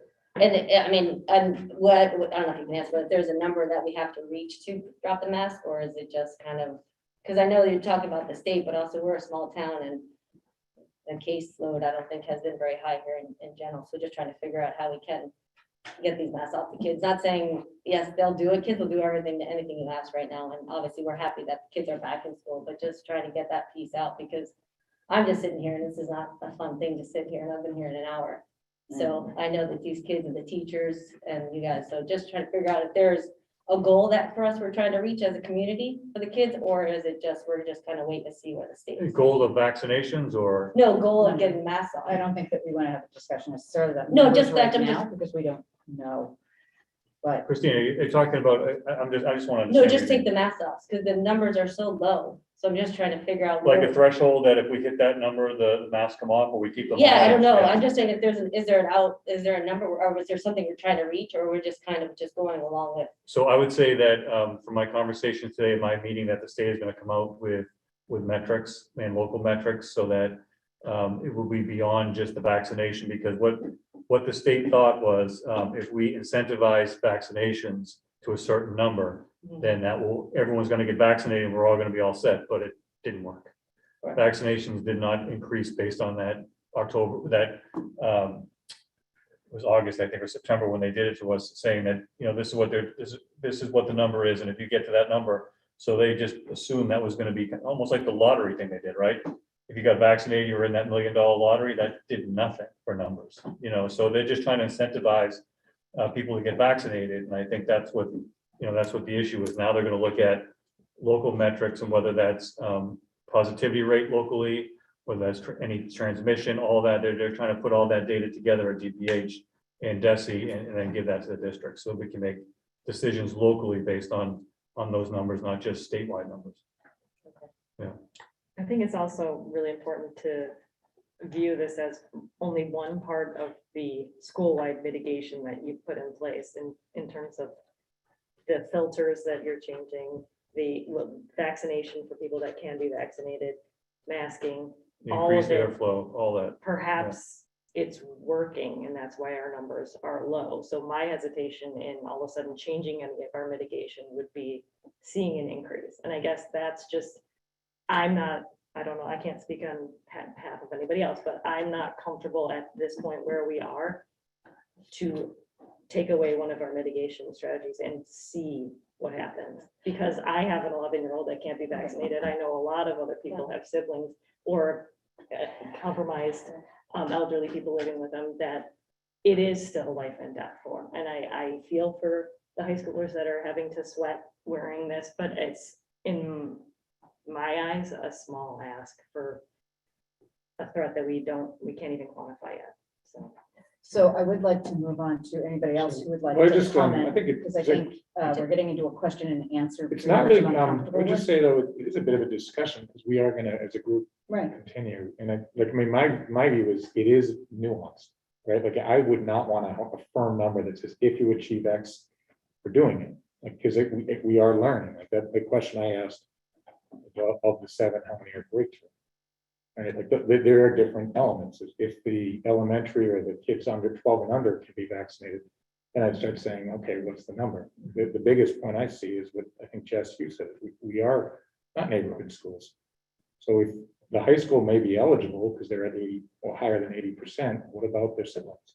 Which is, what you bring up, and that I don't have enough personally data to say that. Like, I do like your idea of whoever mentioned Board of Health, maybe, we revisit the topic with them. Maybe it is in November or December. Well, I like your idea about the weekly tally. Yeah, get some of the metrics, I'll share them. I put, the other one was just compare this year to last year. Right, it allows us to be at least informed. You know, and spiritually, I think people, I would much rather not impose the masks, Oh, yeah. right? Yeah, the game loves this. I mean, this does nothing for my eyes. It's, you know, I mean, like, seriously, nobody likes masks, is it but there is this Swiss cheese theory, right? You layer over layer over layer, and those multiple mitigation are the things that make the spread of the virus slow. So, Christina, I do want to make sure that we are, if there's anybody else who would like to do public input before we start to discuss again, usually what we do is public input and then, so is there anybody else? Okay, so come on up. Hi, Danielle, tell us your name and your address. My name is and Danielle, I live on 3 Indian Hill minutes. Road. We talk a lot about SEL and emotional, psychological. Are we factoring in the long-term damage that we're doing to the children, making them wear masks at such a young age for such a long time? Is anyone considering that or concerned about it? Because I know that my kids' personalities have changed. I know that the neighbors' personalities have changed. I think that is more important than fear. And I think that, yes, everyone wants to stay healthy, but if we think we're going to get it to 0 cases, we're wrong. I don't think anyone thinks that. Is anyone considering the emotional I think that long-term this effect? gets into, A rhetorical question? yeah, this will be. a No, are you rhetorical guys, question. I are mean, you no, factoring it in? Because I no, don't see it. I talk about numbers and data. I don't think that we see need the to emotional. let Danielle express herself, but this really gets into opinion as opposed to kind of numbers, and I don't want to do it back and forth. Well, it could be debate right now numbers about because this. how many kids are affected? And they're getting tested at school. I mean, it's really scary. Are we factoring that in to what we're doing to these children? When are the masks going to come off? How much more do they have to do? I think that's more important long-term than being fearful of a virus. It's been long enough. So I have to say. Thank you, Danielle. Okay. Do we have any other discussion at this point right now about, oh, I'm so sorry, Christina. Go ahead, come Hi, on. Christina Waldeck, 3 Clayton Street. It seems pretty obvious that children will be masked until vaccines are available to children 5 to 12, who are lowest risk community members in Medfield. However, I still feel it's necessary to communicate that for 19 months, children have carried severe restrictions and were denied the right to go to school, see friends, and do extracurricular activities. Masks cause psychological damage and are prohibiting normal learning, social interactions that are vital to children's development. Even the CDC is now saying that there's not enough evidence to prove that these type of masks are effective against the transmission of COVID-19 because they have openings. We're not wearing the N95s. The community of Medfield has complied to the CDC and Medfield school nurses' recommendations to get vaccinated and enrolled in full testing. Yet in Medfield, it seems that our compliance will not be met with reward, but instead continual mask and vaccine metric changes. Our children are carrying the burden and brunt of a non-winning battle with an airborne illness so that we can appease the vaccinated adults to prohibit breakthrough cases that may infect adults and non-vaccinated children. Many children and their parents are resentful that they have complied to school rules and restrictions will likely still not be lifted with COVID-19 that's now being classified as an endemic. We're raising children and setting an example that rule compliance still does not equal freedom or rewards, and this is creating psychological harm. Finally, children at 2 Medfield schools that pride themselves on social emotional learning are being punished, given detentions, etc., for having their masks fall down or trying to breathe air. Is this the example you want community where 95% of Medfield High School students and 87% of middle school vaccination rates? Do we really think that there should be consequences for breathing and seeking self-care after 19 months of complete dystopia? Please consider the psychological harm in learning and social emotional problems that masks are causing. Thank you. All right. do we have any other discussion, or do we feel as though we are comfortable with revisiting this issue at the next meeting? You're comfortable doing that? Okay. Thank you. Then, with your permission, I will move on to the discussion we wanted to have about the disposition of Dale, which is very much more kind of an information sharing discussion and kind of back and forth. Do you want me to take it So, away? yeah, so I mean, in your packet is the letter that Jess and I received from our attorney. So we sat down with Andy and just tried to go through the process of what would happen if we were to, I guess what our options were. If we were gonna, if the new school is built and we have Dale Street and we want to return that to the town and not have our ownership anymore. So the process is there. Jess, I don't know if you want to go through it, but it's. We've been through it at the Warren Committee. We shared at the warrant committee, went through that whole process with them. I think it's really just kind of wait and see at this point, and then if we need to go through this process, then we can certainly have a lot of discussion around that before that. But this is a discussion that we'll be taking, you know, until such time that we actually need to decertify the school.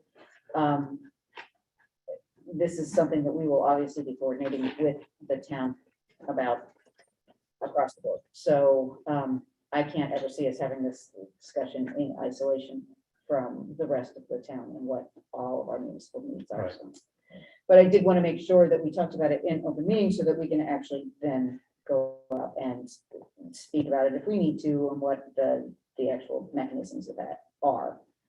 Okay, do I have any public comment on the Dale disposition process right now? No? Okay. Thank you. You must be exhausted. Okay. She's tough. She is tough, but tough doesn't, you don't have to tough things through. Sometimes you do. All right. The next thing is the fiscal year 21 closeout from Mr. La Francesca. Michael, can you share your screen on that? I'll make it right now. Okay. Thank you.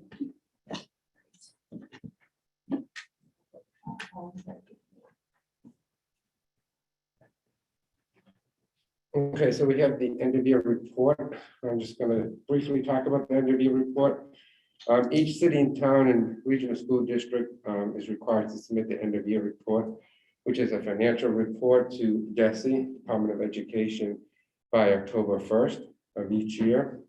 The end of year report must be consistent with the Department of Regulations and Guidelines, and the end of year report consists of several schedules. Schedule 1, which is the revenue and expenditures summary. Schedule 2, which is the assessments received from member towns and cities and regional school districts. Schedule 3, instructional services by school. Schedule 4, special education expenditures by placement. Schedule 7, pupil transportation reimbursement. Schedule 18, which is the current teacher's contract. And then Schedule 19, which is the annual school budget. We had 2 additional schedules that were added this year, which was Schedule 20, non-instructional grant expenditures for the COVID grants, and then the excess costs that has to be done moving forward, which is by the beginning of each year, we need to determine the minimum amount of LEA that must be spent for the education of students with disability before they use Part B of Section 611 and 619 funds, which is basically the special ed grants. So the scope of the end of year report, the purpose of this report is to provide guidance for independent auditors of the district systems for managing and reporting financial and non-financial information. That objective is so we report this, we do this report. It's not only financial information that we provide them, it's also non-financial information, which is our FTEs, and then which is done through another system, and then both reports have to tie through DESE, and they match them up, and then they look for discrepancies through that. What is determined through the end of year report is the per pupil spending comparison, the average teacher salary within the district, school choice tuition, charter school tuitions, indirect cost, Maintenance of effort, which is what they are now considering that excess cost that the new schedule that we need to do. Again, special education expenditures by budget and by school and by discipline. And then the ESE direct reviews. So we submitted our end of year report, I believe, on September 23rd, a little bit before the deadline. It was reviewed by the town accountant, superintendent, and the chair of our school committee, Jess Riley, and then that was submitted on the 23rd. But we do bring it to the school committee if you have any questions, concerns, that we're more than happy to answer.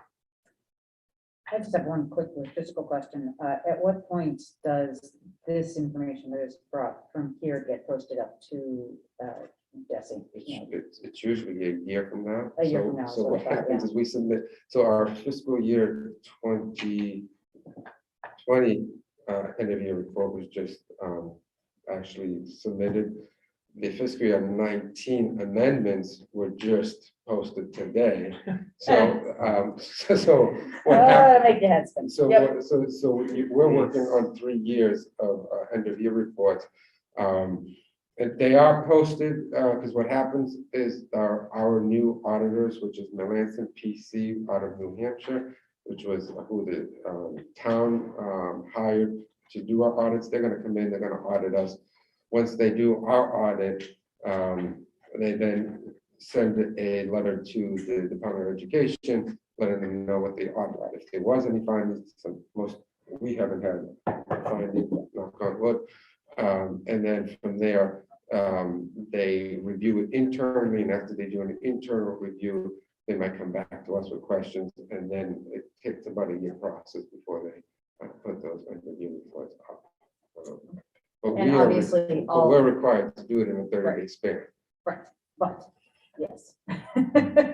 Obviously that there will be, to some level, some asterisks around per pupil spending over the next couple of years, once we put that up, because I think that, it's going to be difficult to really compare apples to apples for a very long time when we're starting to think about budgeting for next year, which is our next kind of item on the agenda, really what our per pupil spending would have been those 2 years without the level of COVID, and sometimes the sacrifices that we've had to make in terms of budget, and sometimes the grants that have come to us that would never be seen again. So it's going to be really hard to kind of level those numbers. And I can tell you that their focus this year when the auditors come in will be that Schedule 20, which is the ESSER grant, the reopening grant, the ESSER 2 grant. The funding that we got through the town, that's going to be the main, I think, focus to see how we spent the money, to match everything up, to see if we met all the requirements. And so I think, usually they come in, they're there for about a day and a half and they leave. I think they're going to be, in the office a little bit longer to go through that whole process. Thank you. Are there any questions for Michael about this right now, or? I felt we kept a pretty close eye on the budget last year, so. Yeah, I mean, I feel that's like one it thing that was- we've started, is really making sure we get this kind of quarterly We reports. only revisited it about 35 times. I know. I was wondering why our meetings were going so long, and I realized that we had one every flipping week last year. So, all right, can I open this to public comment then? So thank you, Michael. Appreciate it. To the other part after. And then we'll do the other part in a second. Just want to see if there's any public comment on, don't sit down. On this now, okay. All right, then I will move on to the fiscal year 23 budget calendar. Okay, so if we look at our calendar, we will be about a week ahead of schedule from the last few years. It's just the way the calendar is for this year. Tonight, obviously, is October 7th. We're looking for an adoption of the budget calendar and timetable so we can move forward. We will be starting, the superintendent and I will be starting our leadership team and department chairs review of the operational and capital budgets, November 1st through November 19th. I can tell you that the capital budget process started this year a month earlier, so we've been meeting with the town on that process, just to review all the capital. We did put, we do have one line item in that capital, which will be some technology and security. And then we have the facility stabilization account, which we haven't gotten to it yet, but the capital committee is going to get to the stabilization feasibility budget in the next couple of weeks. So that process already started with the town. Our annual budget meeting with the joint selectmen, warrant committee, and school committee has not yet been announced. So once that's announced, I will update the budget calendar. Not allowed to call that the doom and gloom meeting anymore, am I? Yes. Correct. Absolutely need to call that the doom and gloom. Okay. On November 24th will be some, the departments will be submitting their preliminary budget to myself. And then what we usually do is Jeff and I meet with the principals and the department chairs. We review those requests again, making sure that they're meeting the policies that the school committee sets. And so that process runs between November 29th and December 10th. On December 9th, we are scheduled to have a preliminary fiscal year 23 budget presentation that Jeff does, which is just a quick synopsis of what's happening. And that's a week earlier than typical. Which is a week earlier, correct. Which pushes the whole calendar up. On January 6th, we're hoping to have the presentation of the updated budget, fiscal year 23 budget, to the committee. And then on the 27th will be a public hearing. That's the presentation of to the public. And then that evening, we're hoping for a vote from the school committee to adopt and move forward with the fiscal year 23 budget. And on January 31st, we are required to submit our budget to the warrant committee and selectmen. And then during the months of February and March, that's when there's a lot of warrant committee meetings where we discuss our budget, and there's some movement back and forth depending on where we land. And then on May 2nd, which will be the annual town meeting this coming year. So that's what we have for our budget. This sometimes we tweak it, sometimes we'll come back and we have to make changes, and you guys vote the capital, excuse me, the budget calendar. But Jeff and I met, we went through all the dates, and this is what we came up with. This is the time that I just mentioned that the fiscal year 23 public hearing is indeed a public hearing. But it does not mean that if we vote on the budget that evening, that we have not heard what people are concerned about with the budget as it is opened. You know, and that the budget is actually kind of a fluid living document until such time that the annual town meeting and the legislative body of the town, which is us, votes on it. So all input continues to be taken. It is our charter, it is the town charter, as clunky as it is sometimes, that requires us to vote, or it requires us to vote so that we can hand a voted school committee budget to the town on January 31st. Yes. So there's always a disconnect where people feel like, you know, what do you mean you're voting on this and you haven't even listened to me? But that is indeed not the case. And I think we've done a pretty good job of educating people about that over the last couple of years, but I just want to make sure that we say it early often. And there are, you know, there's plenty of school committee meetings, the 6th to 27th prior to that. Right. Where people can advocate for the things that they feel really important, and we will too, and we continue to do so. So does the committee have any concerns or thoughts about the budget document or the budget calendar at all, or do we feel as though we can vote this time? Okay. So is the, and the January 31, that's a mandate? Yep. in the town? It is a mandate, and I think that we have successfully avoided Representative Garlick's State of the Town this year. Oh, well, remember. I think that we had decided that we'll do it the later and she'll do it the earlier. Nice. So, and just. But I'll make kind of sure. looking at, so it's feasible, you go, it looks like we iterate, between January and March. Right. And it's possible that there's a recommendation to change it one way or the other, and we would have to revote. Possible. Right? It happens. Last year was yeah, hard. right. No, I just think like that's such a crunch timeframe. I like what you Oh, said. we'll that we'll first be time. talking about this till May First. Yeah, so you better off. and possibly May 2nd at about 11:59. No, I'm joking about that, but until we all sit down at annual town meeting on May 2nd, and then we get up and we leave, this document is open and subject to change. So, okay, so that being the case, let's vote this in as we are required to do. Oh, actually, do I have any public input about the budget calendar at all? Anyone? No? Okay. All right, so do I hear a motion from the floor that to accept the budget calendar as presented by Mr. LaFrancesca and Dr. Marston? So moved. Megan.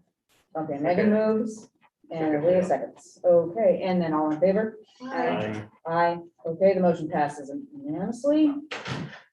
And we will move on to the next item, which is, I just wanted to have a quick talk with all of you about the November 4th meeting. I was actually going to try to make it work so that we could, the issue as I kind of, is that I'm going to be at the NASC conference on November 4th. And with in-person, I think that there would be some open meeting law issues if I were to chair remotely with an in-person meeting. So I am wondering if we could move that meeting to November 1st, which would be the Monday before that. If you want to look at your calendars, and then we can vote to change that meeting. I'll wait for you to scroll. So not November 4th. Not November 4th, that would be Thursday, but to the 1st, which is the Monday. Okay, great. Yes? Yep. Okay, so shall I bring that to a vote? So moved. All right, so Leo has moved to Second. move, and Tim is Right here. seconding, and I'm sure that that is not at all legal, but I will state that we are moving the November 4th meeting to November 1st. There has been a motion and there has been a second. Do I hear, I'm sorry, all in favor? Aye. Aye, okay. Thank you very much, much appreciated. Are there other items since posting on October 5th? Or even No, if I there have any, were, Madam would you Chair. say them?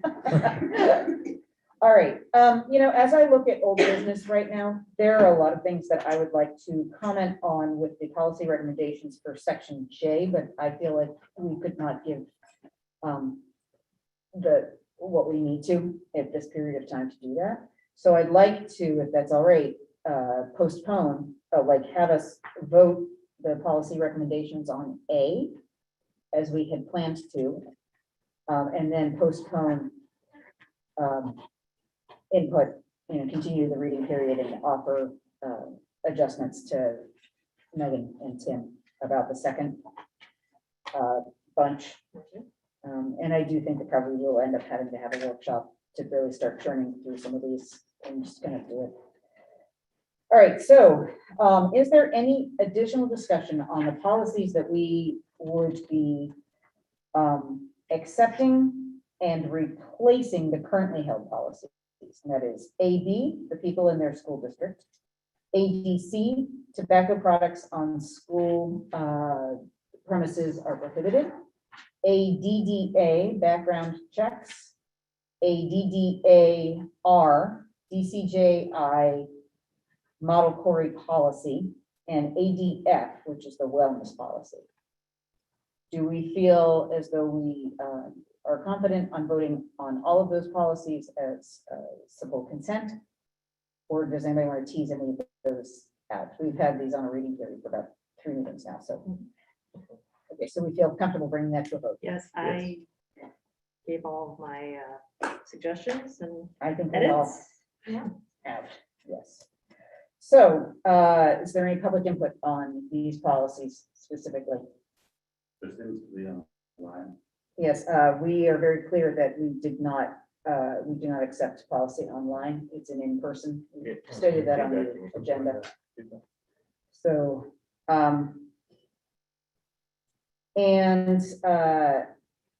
then I will see, is there a motion to accept AB, ABC, ADDA, ADDAR, ADF to replace the currently held policies as presented by the policy subcommittee? Is there a motion? Moved. Thank you, Tim. And second? Second, MMA. All right, you guys are going down. All right, so, I have just one request. yes. And that is, reading through it a couple of times, the Health Advisory Committee. Maybe in the future, maybe in the new year or something, it would be great to just touch base with them and have them come and talk to us about what they actually do and what they look over. Duly noted. Health advisor? Sure. All right. Thank you. In the new year, thank you, Anna Mae. So, in the midst of that, I had a motion, I had a second, and I'll call this to a sorry. vote. That's all right. All in favor? Aye. Okay, the motion passes unanimously. All right, so as I said, we are going to postpone policy recommendations on section J and bring this to the new elementary school building update. Dr. Morrison? Thank you, Madam Chair. So I actually forgot some of my notes. I'm just trying to, I have some notes on my phone. I'm going to try to read off those. So we had our SBC meeting last night, but prior to that, we had our budget project and scope meeting with MSBA that you attended, Jess. That was, they gave us some really good news in terms of reimbursement rate. So our reimbursement rate was recalculated for the town of Medfield. So the previous reimbursement rate was 39.84. So that's the rate we got when we did the boiler replacement with MSBA. That was the rate we got, but they recalculated the rates for many towns. We were one of those, so our new rate is 41.32. So that amount is bringing the town back an additional $660,000 for the project. So that's really great news for the community. Certainly something that we're really pleased about, and to have additional reimbursement. So it brought us over, you guys might remember, over 19 million for reimbursement now. So that's great news. Great news on the project. So I'm just looking to see what my other screenshot was. So the maximum grant right now would be 19,599,995, which is much higher than we had before. So really pleased about 19.5 that. essentially, it's great. Yep, it's great. Great news. Okay, Anna Mae or Leo, do you have anything that you would like to share right now? Too new, obviously, there's been a lot of information and discussions. I continue to ask the community to send their questions and for information directly from the committee, so that they're getting the correct answers and giving feedback directly to the people who are working on the project. And I thought it was great getting to talk to people about it at Medfield Day. I thought that was really wonderful. I don't know if anybody else thought Medfield Day was a huge success. It was. And just Very much so. overall, to see the community outside together was wonderful. So It was a bluebird day. It You know, was. just everything about it was great. Yeah. Yep, absolutely. So, but just in general, it's just good to see the community and be able to talk to people face to face about it. I think that was a big plus. Yeah, speaking of face-to-face, it's roadshow season. So tonight, as Dr. Morrison said, Steve Grenham was at Dale Street School, speaking to Newmantown, along with Mike Quinlan. We've got Medfield Coalition for Public Education next week. We've got the Council on Aging. We've got the Public Library. We've got PTOs. So we're really trying to engage citizens in the topic. And also, it was approved last night. Tim Bonfatti has written a letter to the editor, which basically goes over the background, the process, our thought processes, and all the milestones. So I think that's going to be a great piece. And so that, look out for that, and we'll post that once that's officially ready to be shared. And just encourage people to, as Leah said, to ask questions. Also, there's some brilliant videos that the warrant committee, the meetings that they've done, the deep dives. I'm very grateful to them. You know, they did their first 5 initial ones. What was it? The SBC, the Board of Selectmen, school committee, the PAC supporting the project, the PAC opposing the project. So plus the future of Dale and what that could look like. A whole meeting with teachers themselves, which I thought was very powerful. So and then you'll be having a meeting on water, is that correct? yeah, The water issues yeah, or on the kind of- water issue, exactly. Certainly trying to elucidate what this might actually be. I do appreciate the amount of work that the warrant committee has done above and beyond what they would even ordinarily do to make sure that they're getting as much information from as many people and then vetting it. You know, I think that I was watching their meeting the other night and there were 84 pages of answers, not just questions, but 84 pages of answers to questions that you know, several people have asked of them. So it's I do have to say, I think they've gone above and beyond, and I cannot imagine how many hours of work they've put into this. So, you know, thank you. I think they're doing a real service. No, I just have two comments. One is, do we have clarity on the logistics of the town meeting, or when will? So we know that it's 12 o'clock on November 7th.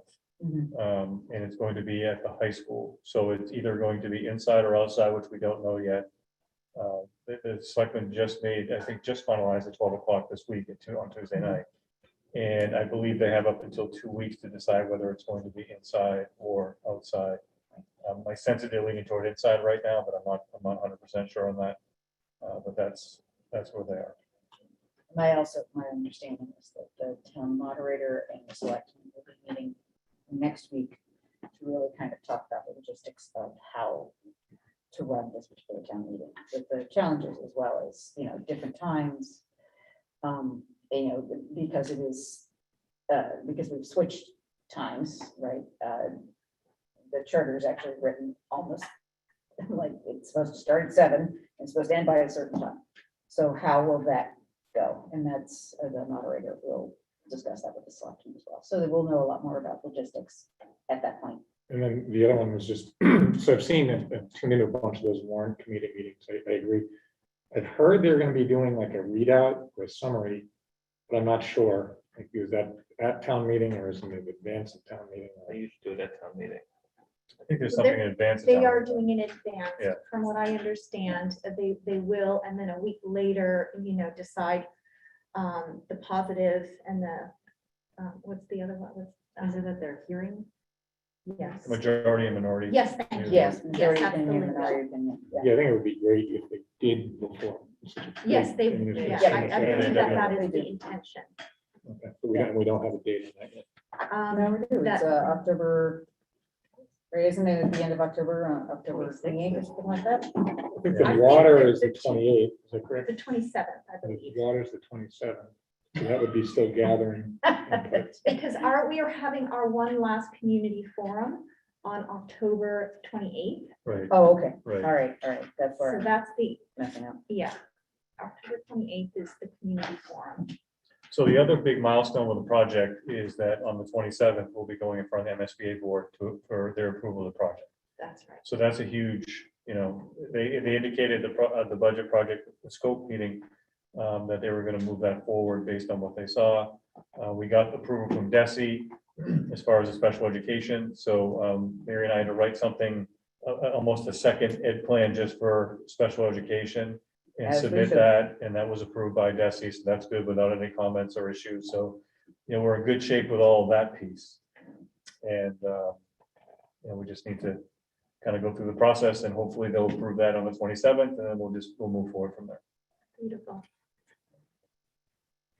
Well, certainly I want to thank you and Dr. Marston and Michael and everybody who has been doing such an incredible amount of work. And I also know that Leo, I'm sorry, and Tim has been doing a lot of work on it. And Megan and I are, we're just beating bonbons, not really doing much wrong. But That is not. we, I certainly truly appreciate it. Right. Okay. Do I have any public comment on my one public left? No? No, Okay. thank you. All right. Carrie, do you have anything to offer about the Dale Street project right now, or the new elementary project? You don't have to. It's okay. I'm not putting you on the spot, but I also want you to know. Come on in. Okay, so the DEI task force update. So that's the last item on the old business. So we had our first meeting on September 29th, I believe it was. Right. So we, using our consultant, met with, I think, almost everybody that was on the committee. So about 34 people we had in this room.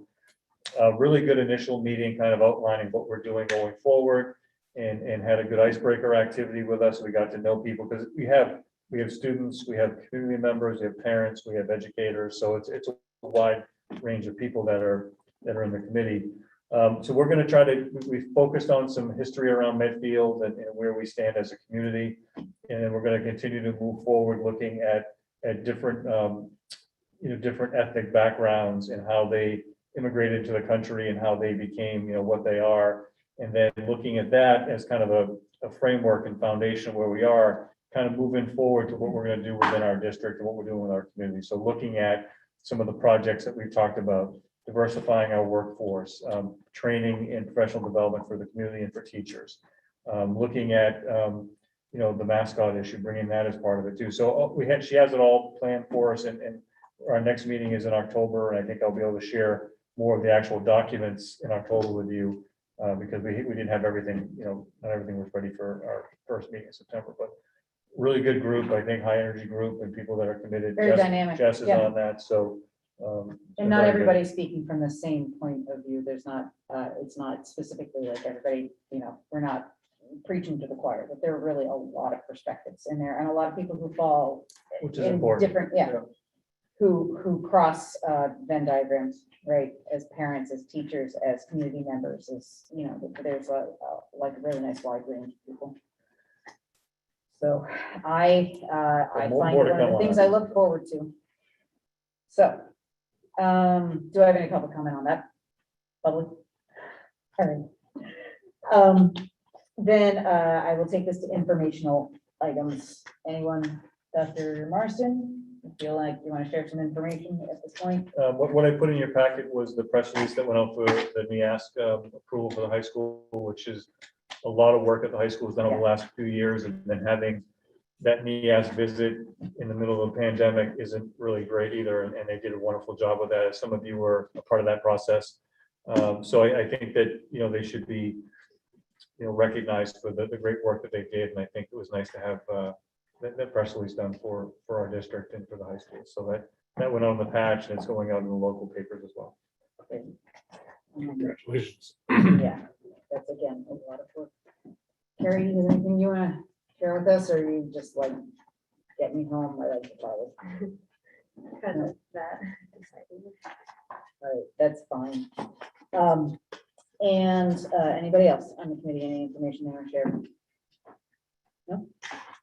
Okay, just so it's on public record, I really want to do my Blake Theater plug, because they are back and they are better than ever. And they will be doing The Descendants on November 19th and 20th. And I have to say 140 students signed up for theater. Awesome. Yes, That's so so if you cool. think about the enrollment at Blake, which is what, 900? 6 something. 6 something? Yeah. So think about the percentage was of how many Awesome. kids That's just so great. really wanted to do something together. And I certainly get a smiling face in my car when I pick up, so That's great. it is great. It's almost my question. So, and Tracy, wow. Tracy Allen and your assistants right now, I give you nothing but props, 140. Wow. Okay. Future agenda items. I cannot believe I forgot to put that down on my, oh, thank goodness, somebody else did. Okay. School updates in November, those are the high school and the middle school. We'll do the Blake Middle School standards-based reporting follow-up in November. We will also do the MHS NEAS evaluation follow-up also in November. We have 2 meetings in November. And the superintendent's evaluation in December. And our next meeting, as we voted, is November 1st, 2021 at 7 p.m. in person.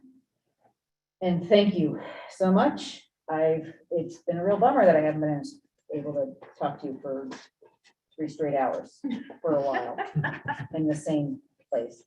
So, do I hear a motion to adjourn? So moved. And Leo is quick with the second, and all in favor? Aye. Aye. Meeting is adjourned at 9:16 p.m. Thank you Va bene. so much, Thank you. and you get props for hanging in for the whole thing. Good for you, Beth. My goodness gracious. All right. Thanks, Ellen.